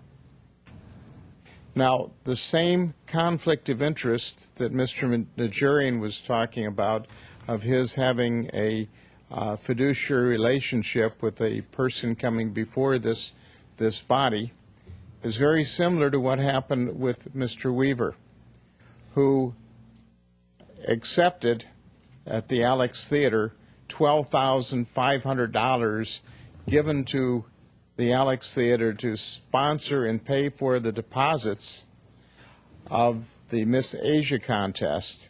And those deposits were paid for starting in January, following the decision of this council to purchase land from Benvani Construction, or Benvani Incorporated, and accepted money in January for payment for a for-profit business. There are numerous other instances, and they all fall within this conflict of interest code. The sponsorship of Charter Communication, a group that this body licenses each year or whenever their contract is up. Kajimi Construction, just down the street, and a construction project that this city manages by virtue of inspectors and other bodies. There are other issues. Now the question is, will this council look at their colleague and pat him on the back, or will they take a serious look at the facts and the details and the conflict of interest and the violation of the codes of ethics and censure him in front of the community for using this public office, this elected office, for personal and private gain to a company in which he has a vested interest, being on the executive committee? Now, this is actually verified in Mr. Weaver's biography when he assumed the mayor's position in the city. Now, Vanguard is going to be providing a copyrighted report on this entire activity that affects everybody sitting on this council, because the four of you voted him in as mayor. And if you'd like to get a copy of the report, it's available through Vanguard. Thank you. I'm Barry Allen. Thank you. Sir Allen, as you know, the district attorney has a special section dealing with the integrity unit. Yes, I'm familiar with the Have information. you contacted them? And I can't discuss that. Okay. Thank you very much. You're welcome. Rizayan Makurumi? Huh? Makruhi. Oh, Makruhi Rizayan. Oh, she put the first name last, and that's why. Your name for the record, please. Yes, հայերեն պետք է ասեմ, էլի կներեք Ռաֆի Մանուկյան։ Իմ Okay. հարցը ձեզ հետ է։ Could you hold on a second? Ինչպես անեմ, ես ձեզ հետ եմ հարցս, էլի հայերեն Okay. պետք է ասեմ, որովհետև ես 30 տարվա եկած եմ այստեղ աշխատել եմ, թաքս եմ վճարել։ What? Make Varkyan. Okay. Artie, could you please translate? Thank you. Go ahead. Ասեմ։ խոսացեք այդ սպասեք, որ ես թարգմանեմ։ Okay. Ամսակ։ Control. Կներեք։ Ես 30 տարվա եկած եմ այստեղ, աշխատել եմ թաքսեմ վճարել։ Okay։ Ամուսինս եմ։ Բարձրացան խոսակ միկրոֆոնը։ Ինչ դժվար բան ա եղել այստեղ գալը։ Կներեք, էլի, ես 30 տարվա եկած եմ, ես եկել եմ ընտանիքով, իմ ամուսինս էլ աշխատել, ես ոչ որֆեր եմ ստացել, ոչ ջեներալ եմ ստացել, աշխատել եմ, թաքս եմ վճարել, բայց հետո հիվանդացել եմ, հիմա թոշակ եմ առնում, իսկ հիմա ես մինակ եմ ապրում։ She has lived here 30 years, and her and her husband moved here. They've never asked for any handouts. They've worked and retired, and they pay taxes. They've paid their taxes, but Ես միայն մեծահասակի մի հատ տուն եմ ուզում, որտեղ մինակ եմ ապրում, վարձս չի բավարարում, հազիվ ստացած թոշակս տալիս եմ վարձ եւ բիլերի, ուրիշ ոչի բան, մի հատ մեծահասակի but the retirement that she's receiving is not enough for her to pay her rent, and she's concerned about issues she has with housing, and she's asking for assistance with housing for seniors. Դա ուրիշ բողոքություն է, միայն մեծահասակի տուն եմ ուզում։ Yeah, for senior housing. And she's stressing that it's not Section 8 that she's seeking help with, but senior housing. Okay, ուրիշ ոչինչ չեմ ուզում։ Thank you. Thank you very much. Thank you. Margaret Hammond? Could you have John get a hold of her, please? Margaret Hammond?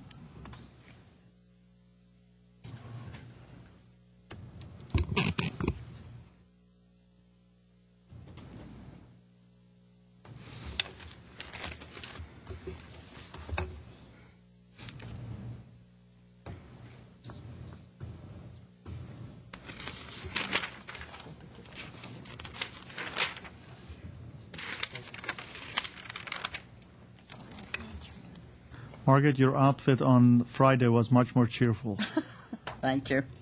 Thanks for coming. I hope you guys enjoyed it. We It was did fun, have a wasn't good it? time. Isn't it pretty, that setting in that plaza? Great time. Great time. Good use of the city's property, huh? Sure was. Thank you. Well, don't get us in trouble, Margaret. Your name for the record, please. My name is Margaret Hammond. Good evening, Mayor Pro Tem, members of council, and city staff. And I am, once again, addressing the subject of banquet halls.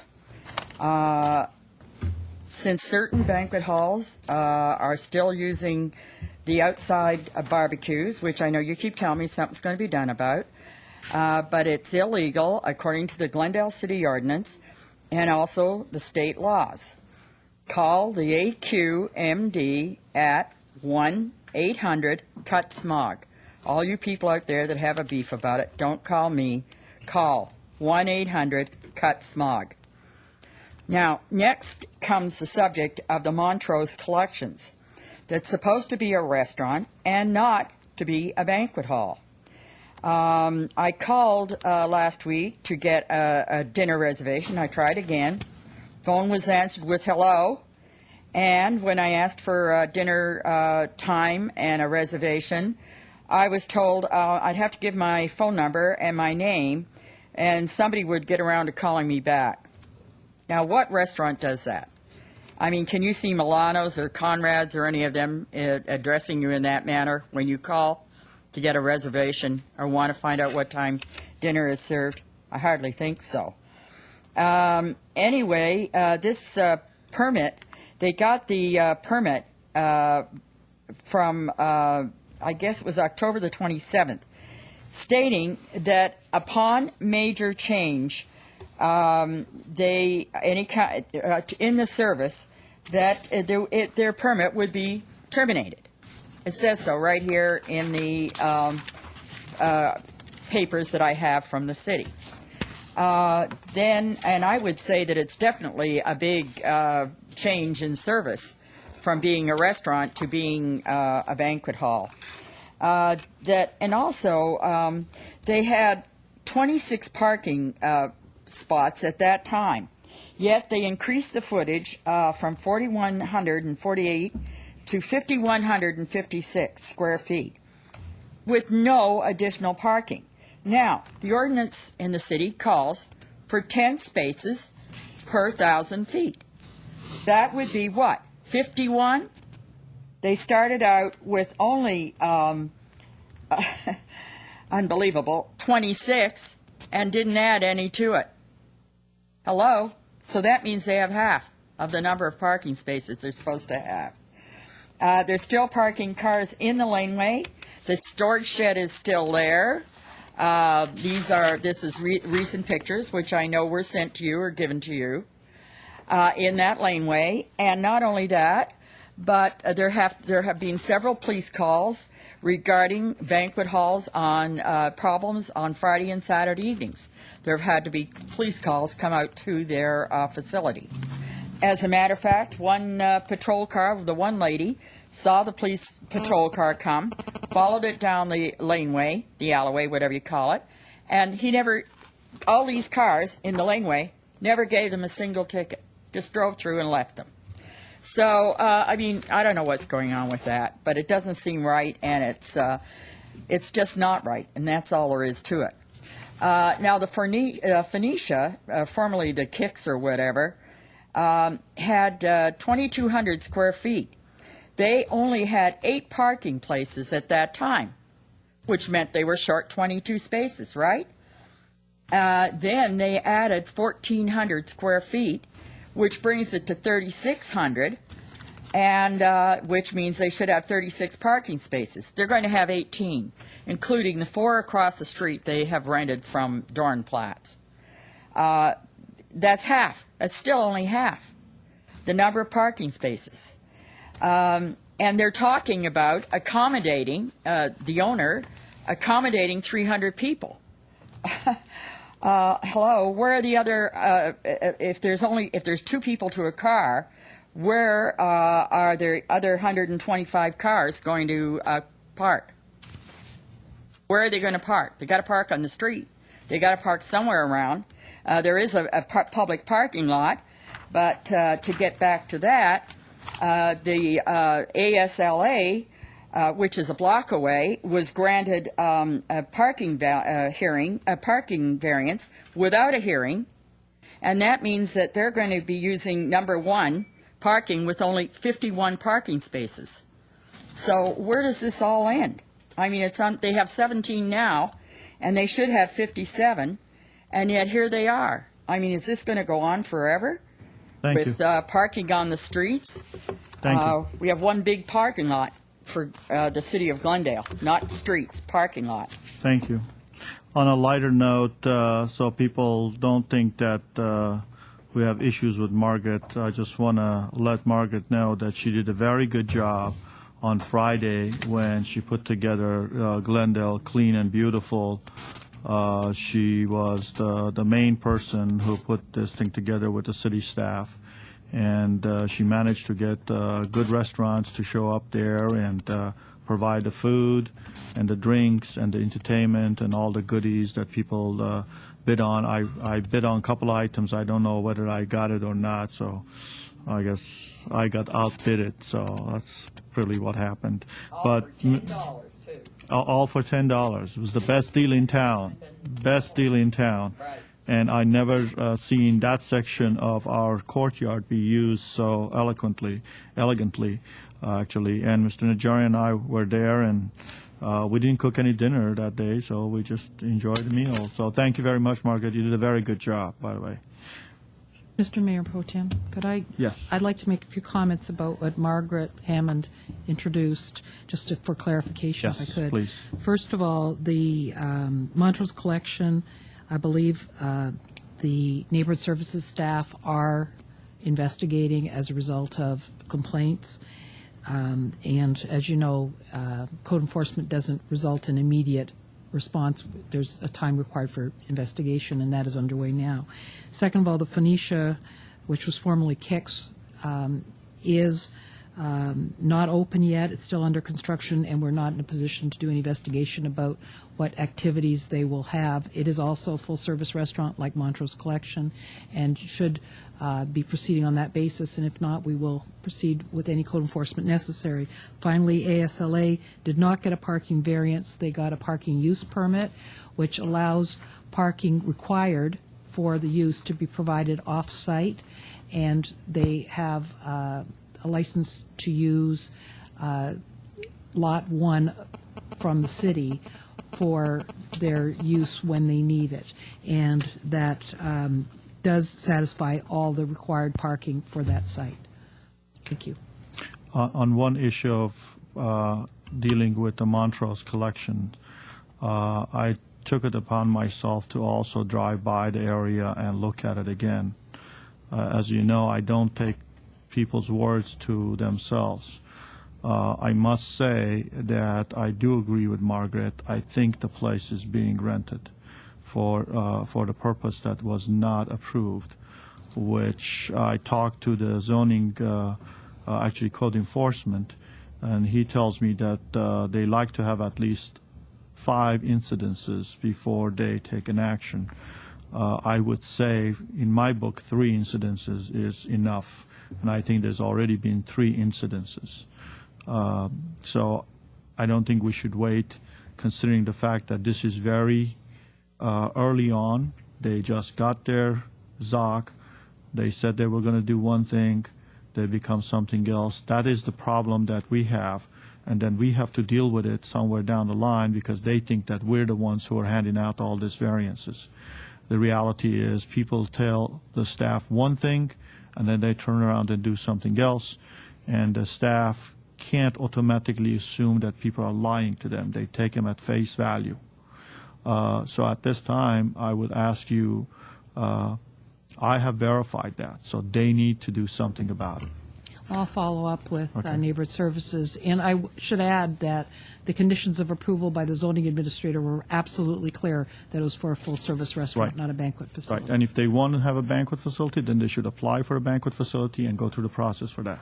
Yes, And- thank you. And let's just be clear with the parking issue with the Phoenician restaurant expansion. That is an item that did not come before council. No, it was a We zoning took no administrator. action on that, and It was a zoning without administrator Margaret bringing that decision. to our attention, I would have been unaware of the circumstances regarding that issue. It was strictly a zoning administrator decision. There was no appeal, and it did not proceed further. It was, in that case, I believe it was a parking variance, or it was a parking reduction permit. I'm not sure which it was because the timing when we changed the terminology, but that was clearly to provide less than the required parking, unlike the ASLA, which is providing the parking required by code, just off-site. Thank you. What's next, please? Since there are no adoption of ordinances, we move to action items. And at 8A is Director of Parks, Recreation, and Community Services regarding authorization of 2 parks laborers' positions. At 8A1 is resolution of appropriation. Do I have a motion? So moved. Second. There's a motion second. Roll call. Council members Menuchyan, Yes. Najarian, Yes. Quintero, Yes. Mayor Weaver, Mayor Pro Tem Yusefian. Aye. Next item, please. At 8B is Fire Chief regarding fire inspection fees. At 8B1 is resolution regarding the establishment of fees for fire permits, licenses, and/or certificates. I'll move 8B1. Second. There's a motion and a second. I'll have a card. Mr. Barry Allen. Mr. Barry Allen? I think he left. He's gone. He's gone. Okay. Roll call. He's No, Mr. Allen. You're on. 3 minutes. On 8B. Shouldn't have to wait. Which one is 8B? That's the fire one fire on inspection the, on fees. the Fire inspection charges fee. or on the unified response? No, this is on the Chargers. On the charges. Okay, actually, I was just talking to the fire chief. So, anyways, I'm Mr. Mayor Pro Tem, council staff. I'm Barry Allen of Vanguard, and looking at the charges for the various services and inspections that are conducted by the fire department.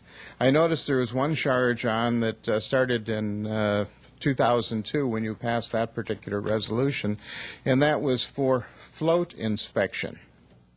And every year, on the 1st of January or the 2nd, thereabouts, there's a float that's parked in front of the Alex Theater, and we all know the float. And no one's ever inspected it. And yet there was a $90 charge, but not a problem. We're raising it to $115, so it's a $25 increase, but no one has ever inspected that float. So it's either superfluous that it's on the inspection, or we're waiting for something that hasn't happened. Maybe as we change the downtown, we'll be running the Rose float here instead of in Pasadena. So I think that either the fire department should be directed to inspect it, and I'm willing to bet that most of the firemen would like the opportunity to go inspect the Rose float, and they wouldn't have to stand in line when it's parked in front of the Alex. So I think that has to be considered. Thank you. I'm Barry Allen for Vanguard. Thank you very much. And Mr. Allen, I don't think the Rose float, the Rose Parade is going to come to Glendale. I won't hold my breath for that. There's a motion and a second. Roll call. Council members Manukian? Yes. Najarian? Yes. Quintero? Yes. Mayor Weaver? Mayor Pro Tem Yusefian? Aye. Next, please. At 8C is Fire Chief regarding automatic exchange of fire department resources.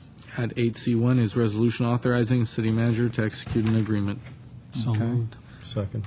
I'd like to have a report from the fire chief on this. A brief report.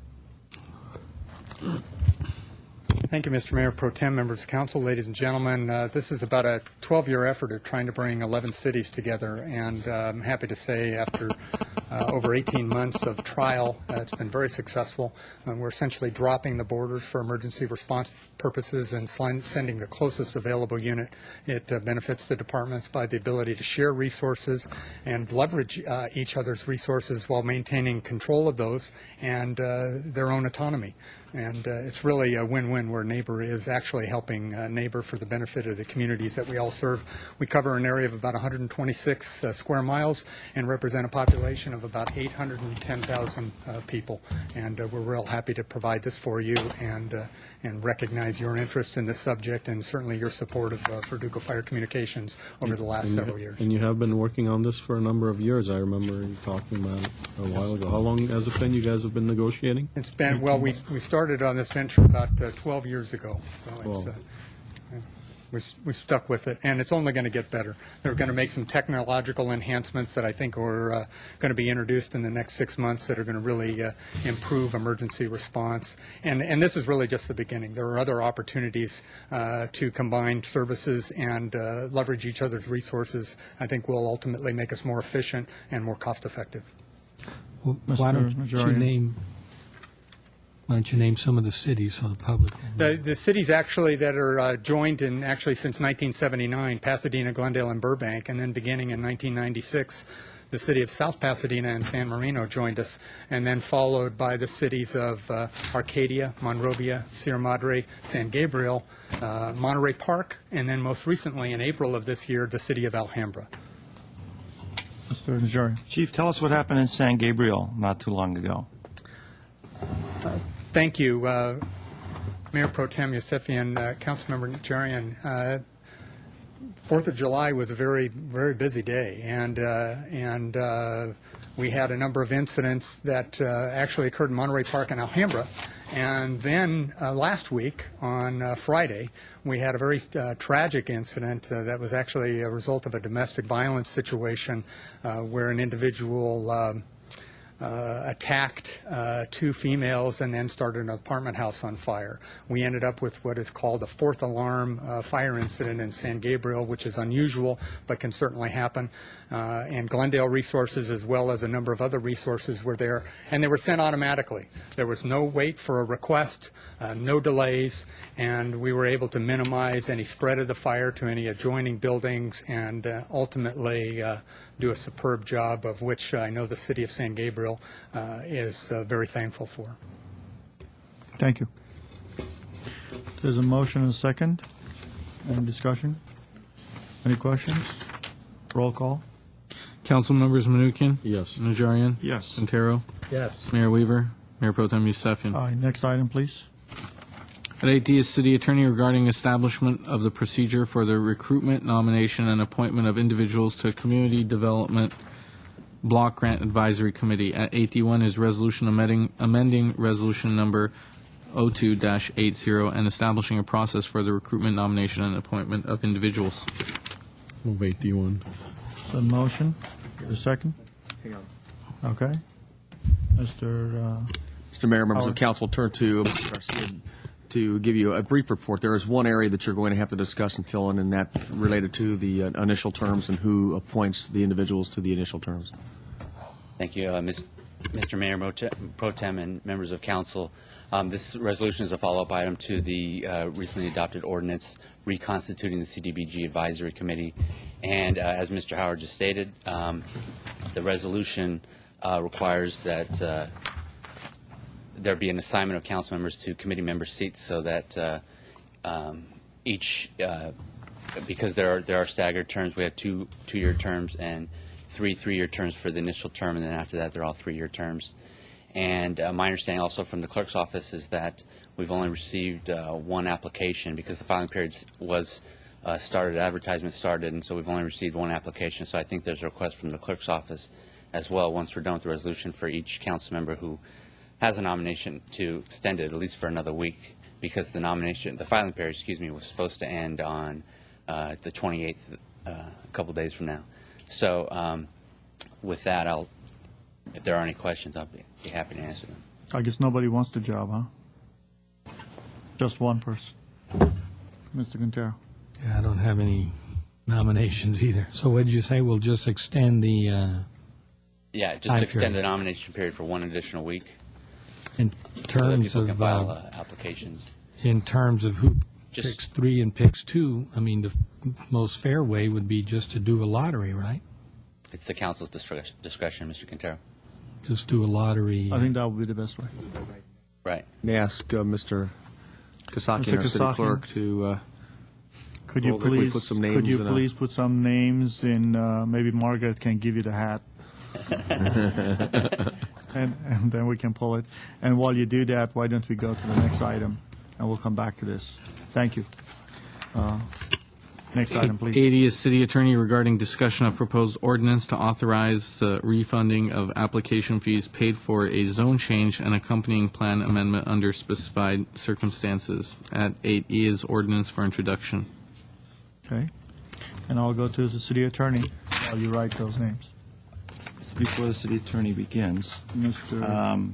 there's an issue of, this seems to be addressing a particular occurrence last week or 2 weeks ago, consideration of a zoning request from which I had to recuse myself. This ordinance appears to address the circumstances, although not particularly restricted to that case. This is an ordinance which will go on the books. Would the factors which I stated previously 2 weeks ago that caused me to have a conflict in the consideration of that zoning issue carry over in the consideration of this particular ordinance, which would apply retroactively to those individuals who I had a financial dealing with? The answer, in my opinion, yes. And I would recommend that you once again announce the basis for the conflict and that you recuse yourself from consideration of this. While this ordinance would apply to anyone, any applicant in a similar circumstance, you are correct. The situation 2 weeks ago is the triggering mechanism for bringing this before you. Okay. Therefore, once again, I'll state on the record that I did have a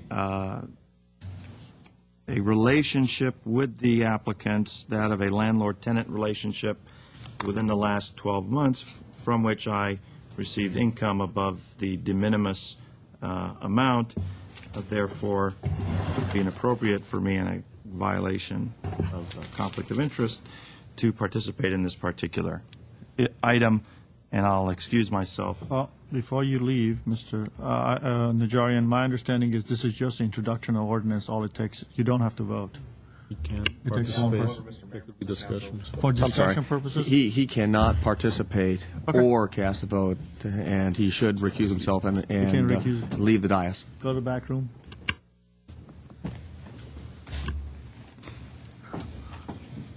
All right. Now that he's out of the sight. If you would like one, I can certainly give you a report. This is, I'll introduce the ordinance if. Okay. Any discussion? None? Ordinance has been introduced. Can come back. All right. Let's go back to the next item. I mean, the back to previous 8 item. back to 8D. 8B.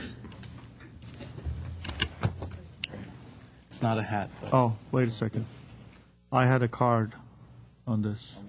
On 8E. Let's go back to the card. Okay. Margaret Hammond.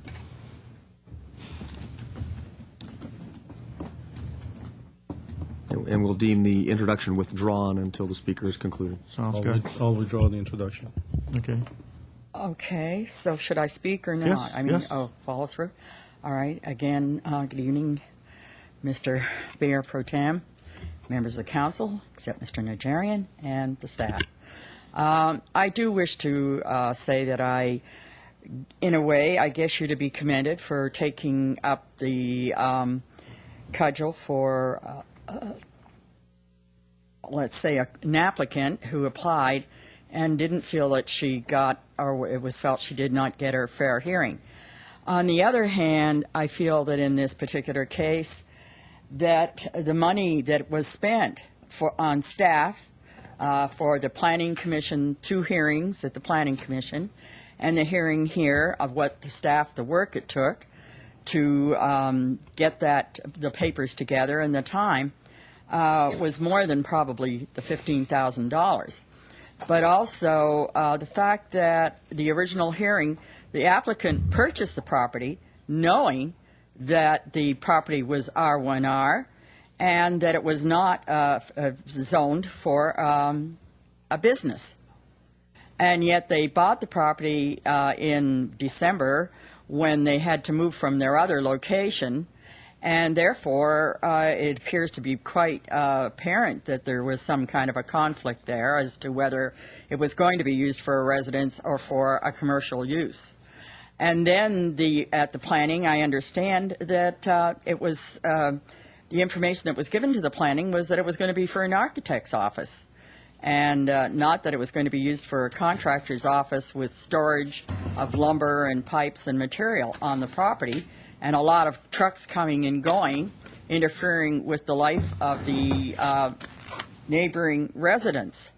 So I do feel that I wanted to voice my opinion on this, that the city did give the person the opportunity, although, as I said, knowing full well, I mean, life's a gamble, and knowing that, it was already clearly stated that it was a residential area and not a commercial.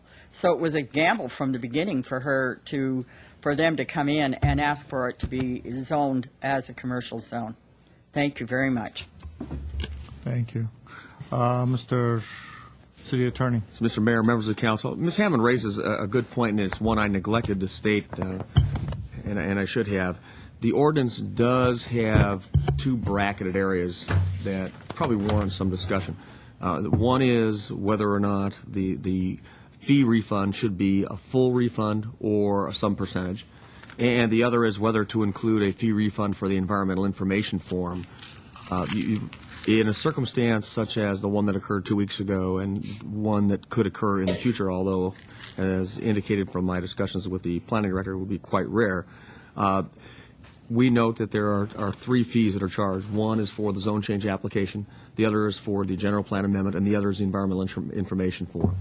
And the question for the council is whether or not we should be refunding either in full or in part all of those fees, or just the zone change in the general plan and not the environmental information form, or any combination of those. The ordinance is drafted as an option, and as I noted in the staff report, there are arguments on both sides. How would you determine a percentage? I mean, well, is that possible? Well, it is right now under our current fee ordinance. We do provide that if within a year after filing an application which for a license or permit where there's a provision for a fee refund, we will deduct the amount of fees that have been expended by staff. Now, we can do it that way, or you can set a set percentage of 10%, 20%, that was something that is rational, not arbitrary. In this circumstance... What's the fee for the EIF? The EIF fee is about $700. I believe $705. I've got it I do actually have it in the report under the... Let me ask you a question. $705. if the applicant went through a use variance, would there be a need for an EIF? Yes.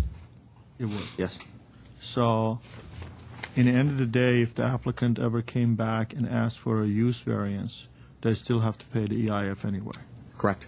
If they need an EIF, they have to pay the fee. Okay, and the EIF for a use variance will be different from a zone change variance. I would have to take a look at the fee ordinance. I'd take a look at the director of planning, and she's indicating in the negative it Based would on be the the same fee. size of the building, not on the nature of the. Can they approval. use the same EIF on that other procedure?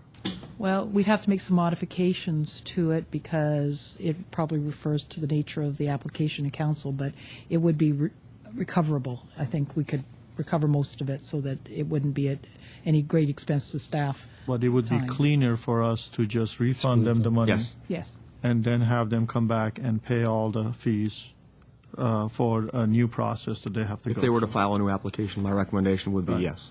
And Be cleaner. if I may, Mayor Pro Tem, when I was signing this report, I saw these options in the ordinance, but this is a case where beyond the applicant's control, they don't have the opportunity to have a full hearing. And there's no use in doing a partial application, going halfway. It doesn't gain anything for an applicant. So if you would ask me my recommendation on this, I would think this would be an appropriate full return, because if we did include the cost of staff, as we do in other things, it would be most of the money, if not all the money, and probably all, because we don't work on 100% recovery. So it really seems to be different to me, to someone who withdraws an application, which I sign off often on, and we do just charge what we expend. In this case, they didn't have an opportunity to conclude the application because of the circumstances on council. And so it would seem most appropriate to me that, in this case, it'd be a full refund. Then I'll introduce the ordinance with that. And I think this is one of those scenarios that since 1989, and I've been involved in this city, whether I was a councilman or BZA member or even a general public, I've never, ever seen a case like that, ever, since 1989. Now, it may have happened earlier on. I don't know if the city attorney was here a lot longer than I have, but I did never. We're not aware of a scenario similar to what occurred 2 So weeks something ago. like this is going to be very, very rare and far between. 34 years, I've never seen anything like this. Yeah, I hadn't either. So the ordinance that we'll bring back to you in final form will be for a full refund of all three fees under this narrow set of circumstances. It will be done. Thank you. Okay, so that's done. All right, let's go back pulled to the names. 8D. Mr. Najarian is back. Well, after consulting with Michael Garcia of the City Attorney's Office, I've numbered 4 slips of paper, 1 through 4, and placed them in this cup. Very technical. Shouldn't there be 5? Okay. No. There should be 5. I request that Ms. Hammond pull the names. How did you know I was going to do that? You were going to do that? I'm sorry. I didn't Are you mean guys to ready take the for thunder this? away from you. How? And please instruct. Why don't we have Ms. Hammond and Ms. Barry Allen pull it? Mr. Barry Allen That's pull the it. So number. this way they don't say we pulled anything. Shouldn't we vote on the ordinance first? No. 1, 2, 3, 4, 5. It's been already. Just have 3 or gone. 2. No, here, it's a seat number. It's a seat. Just a seat number. There's seat number 1 through 5. All And right. so the council. So whichever. All right. Come on up. Yeah. Yeah. Well, I request that my number be pulled by Margaret. I delegate my responsibility to Margaret. Oh, we're going to do a little fun in here. All right. Margaret, come and pull Mr. Manukin's. Margaret, I need 3, 4, or 5. Let me see. Oh, there's 3 right on top. There you go. All right. Okay, there it is. Margaret has actually selected 3. So. Thank you, Margaret. Councilmember Manukian, seat I knew number I could 3. count on you. Okay. And Mr. Najarian, you going to pull yours? No, that would be bad luck. I think I'm going to go to Mr. Allen All right. for Vanguard. Sir Allen? If we can't trust him, who can we trust? That's right, exactly. Which one do you want to give me? I want 4 or 5, Mr. Allen. Mr. Allen, you pulled 2. No. Councilmember Najarian has drawn number 4. Jeez, I'm telling you. All right, Mr. Quintero, your turn. I'm looking around. How about the city clerk? I'll let him. 2. Councilmember Quintero has drawn number 2. All right. And I'll have the reporter from News Press pull mine. Come on. Already jumped. She'll pull a 1 but say it's a 5. She can do it. I'm just kidding, Tanya. She can't do that. It'll be a violation of journalistic ethics. All right. I'll have the city attorney pull mine.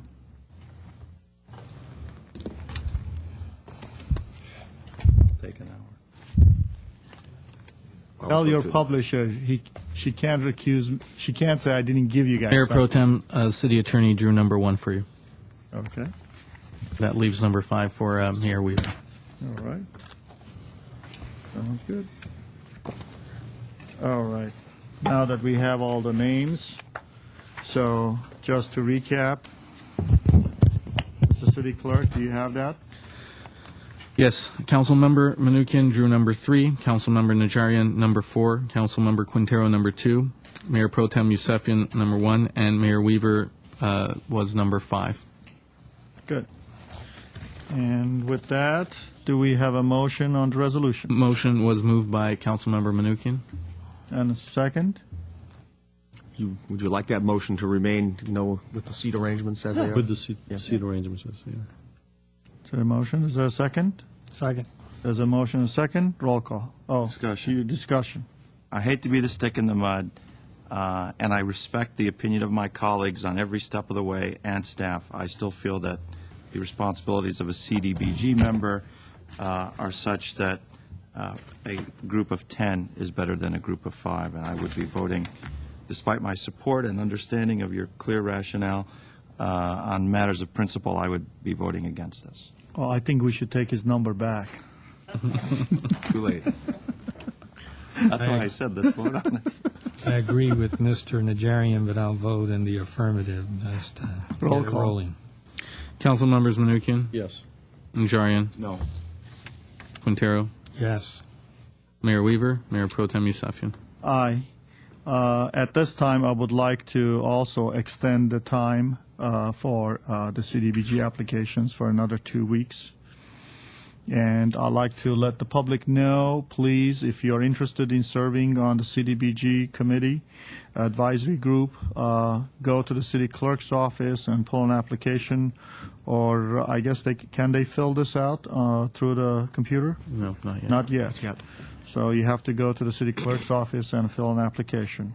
And just for clarification, those members that had previously submitted an application in the past, obviously, are those individuals still If the period open is for- just extended, it should still be valid as far as I'm concerned. In other words, someone who had been on the CDBG before we disbanded the current format. That I'm not sure about. I would have to defer to the city attorney. It's actually up to the council to determine whether they want those applications. Some of them may or may not have had applications filed, given the fact that many of their appointments go back a number of years.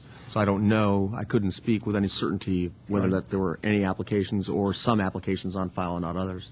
Well, I would suggest that anyone who was on that 10-member group. Well, some they can't, because they were also on other commissions. So Okay, let's say those who Those were are not eligible. the ones that are eligible. eligible, right, be in the pool of candidates. Well, they have that opportunity. They can always Well, go one up. I think we're starting fresh. I think to make it a even playing field, everybody needs to apply and put their names on the regular standard Yeah. commission application. That way everything's on the record in terms of their qualifications. Yeah. At the end, That's what I mean. at the end of the day, because the council members individually nominate someone as opposed to the panel process we've got a lot of flexibility that, for example, if someone does not submit an application, you can go out and encourage them to apply as your particular candidate, if you will, and have them fill out an application. Also, we also have other requirements on this commission that we don't on the others. We need to make sure that some of these individuals who are applying, they're not serving on some organizations that may be applying for any of these things. Right. So there may be some people who are not, they don't want to apply. So I think it's open. We have said it's open. We're advertising it. Guys, it's open, run. We got another 2 weeks. And with that, next item, please. Well, we'll move on to hearings. At 9A is Director of Public Works regarding vacation of Forest Avenue between Brand Boulevard and Glendale Avenue in Glendale, vacation case number 155V. At 9A1 is resolution approving and adopting an addendum to negative declaration number 2003-11. At 9A2 is resolution ordering the vacation. And 9A3 is resolution adopting plan number 12-218. Okay. Do we have a staff report on this? I will. Mr. Mayor Pro Tem, members of the council, this is the process to go through to vacate a portion of Forest Street that's connected between Cerritos School and the proposed Cerritos Park, which will be a joint effort between the Glendale Unified School District and the City of Glendale, specifically the Parks, Recreation, and Community Services Department. This is somewhat of the last assembly of the property. We being Public Works, are in the process of finalizing the street repairs, and this will allow the park development to continue and to be finalized. Thank you. At this time, I'll open the public hearing. I have no cards. Anybody wants to talk on this subject? Come forward. I see no one. Oh, Margaret Hammond. Bring my card up. I missed it. Busy with other things. Yeah. Your I name would for the Uh, like to- record? Margaret Hammond. 3 minutes. Regarding, I'm never in favor of closing streets. I never have been. And this one I really hate to see closed because I use it when I drive up Glendale Avenue, and it's a great way to cut across to Glendale, from Glendale Boulevard to Glendale Avenue. The one thing I would like to be sure of in this case is that, the city is more or less paying for everything on this park. A lot of money is being paid for this park. It's very expensive.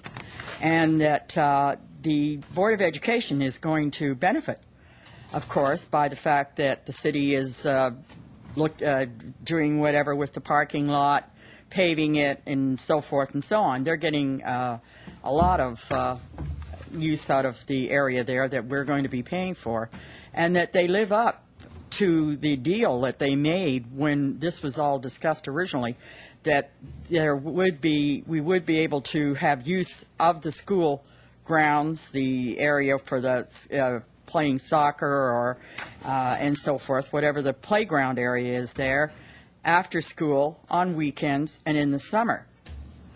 Now, somewhere along the line, I heard there was a rumor that they did not feel they wanted to do that because it was going to be too hard on their grass area of the playground. Well, it's hard on everybody's grass area, any playground, because kids are hard on grass when they play ball or they do whatever. But I do think that I don't appreciate that we're going to, I feel, give up my Forest Avenue there, and that the city is going to be paying, $2.5 million for that park. And again, I thought the original understanding was going to be that we were going to benefit from that Cerritos School playground and park area. Playground area. So I'm just bringing that to you. It was something that I heard, and I did challenge it, and I kind of was like, didn't get a real answer other than, or I read it, I think, well, they weren't too happy because our people, the people from the park and that would be very hard on their playground area. But then again, as I said, we all have to give and take a little, and it's going to be a big benefit to that area to have the use of that playground and so forth after school and weekends and summer.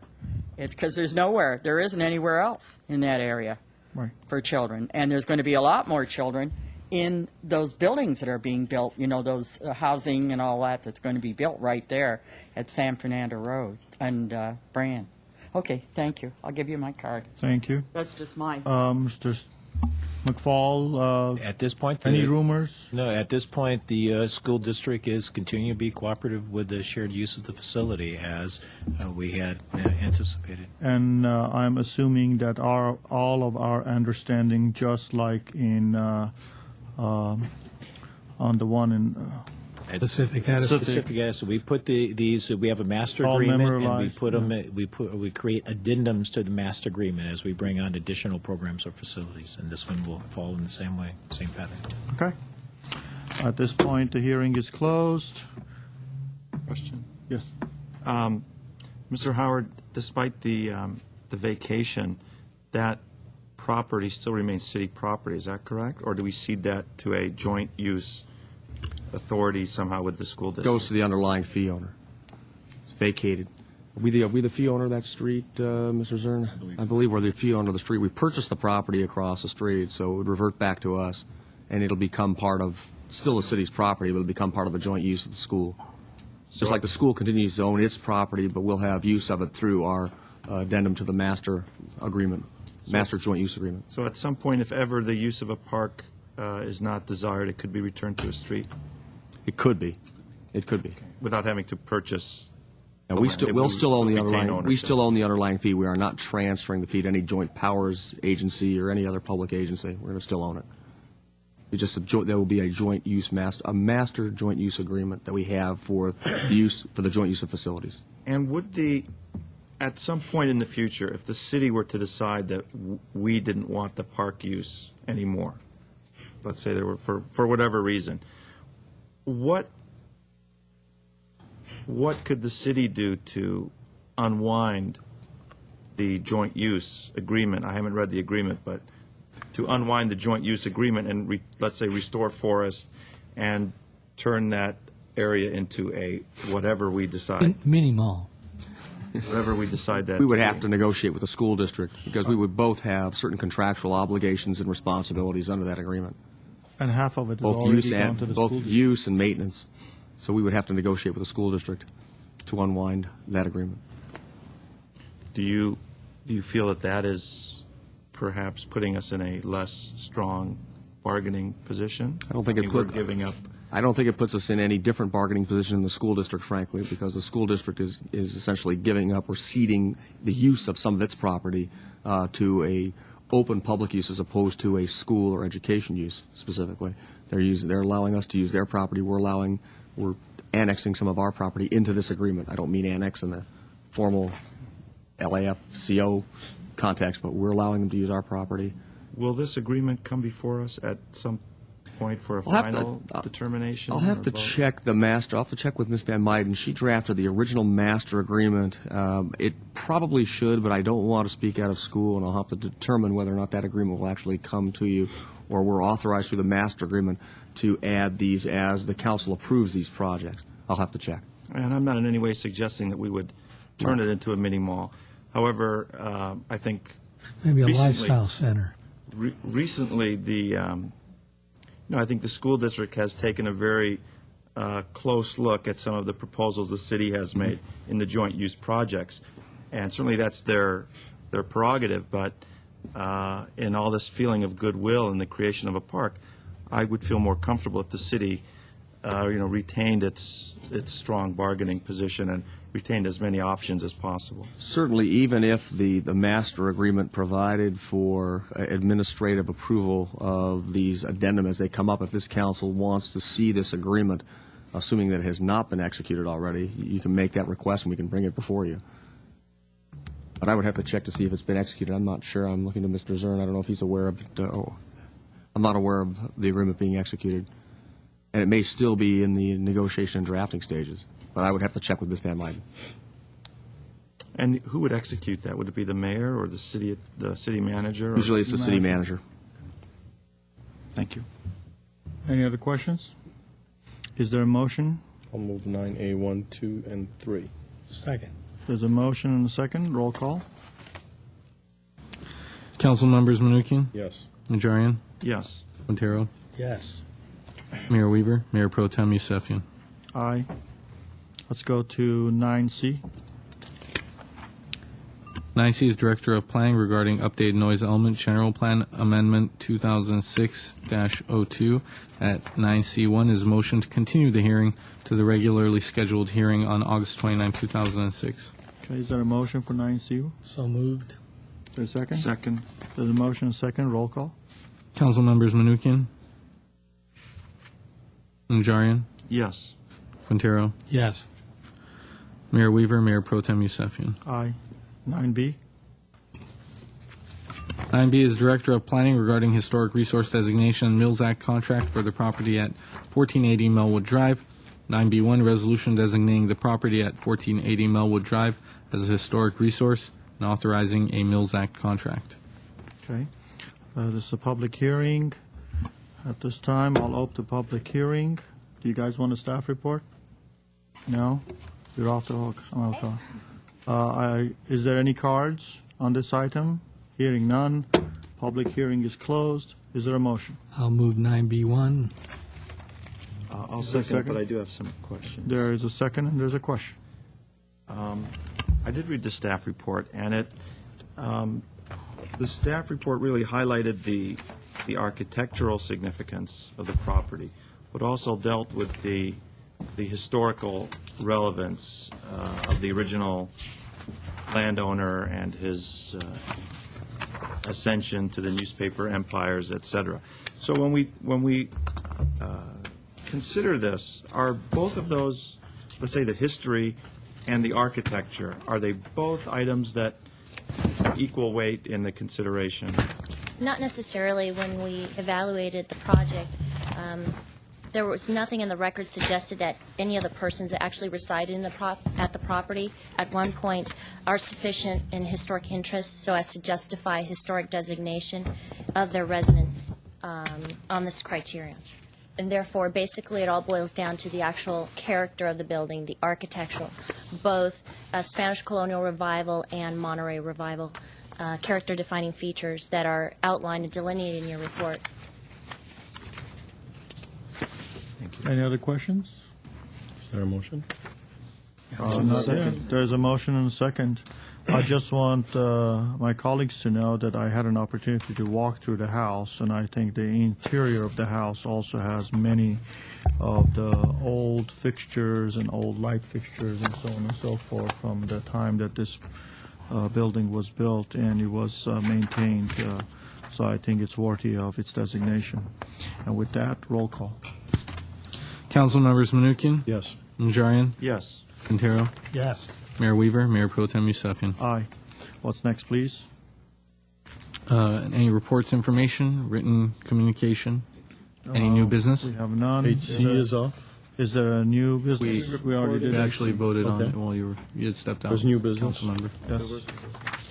Okay, I move that the city attorney be and hereby is authorized to enter into a retainer agreement with the law firm of Hatch and Parent to represent the interests of the city of Glendale with regard to water rights and environmental issues related to the Glendale Water Treatment Plant and the San Fernando and Verdugo groundwater basins, and to incur all necessary expenses in connection therewith. The retainer agreement shall, in addition to other provisions, contain a fee cap for handling of said matters. Is there a second? Second. There's a motion second. Roll call. Council members Manukian, Yes. Najarian, Yes. Quintero, Yes. Mayor Weaver, Mayor Pro Tem Yusefian. Aye. What else is there any other new business? Move to adjourn. Is there a second? Second. Adjourn.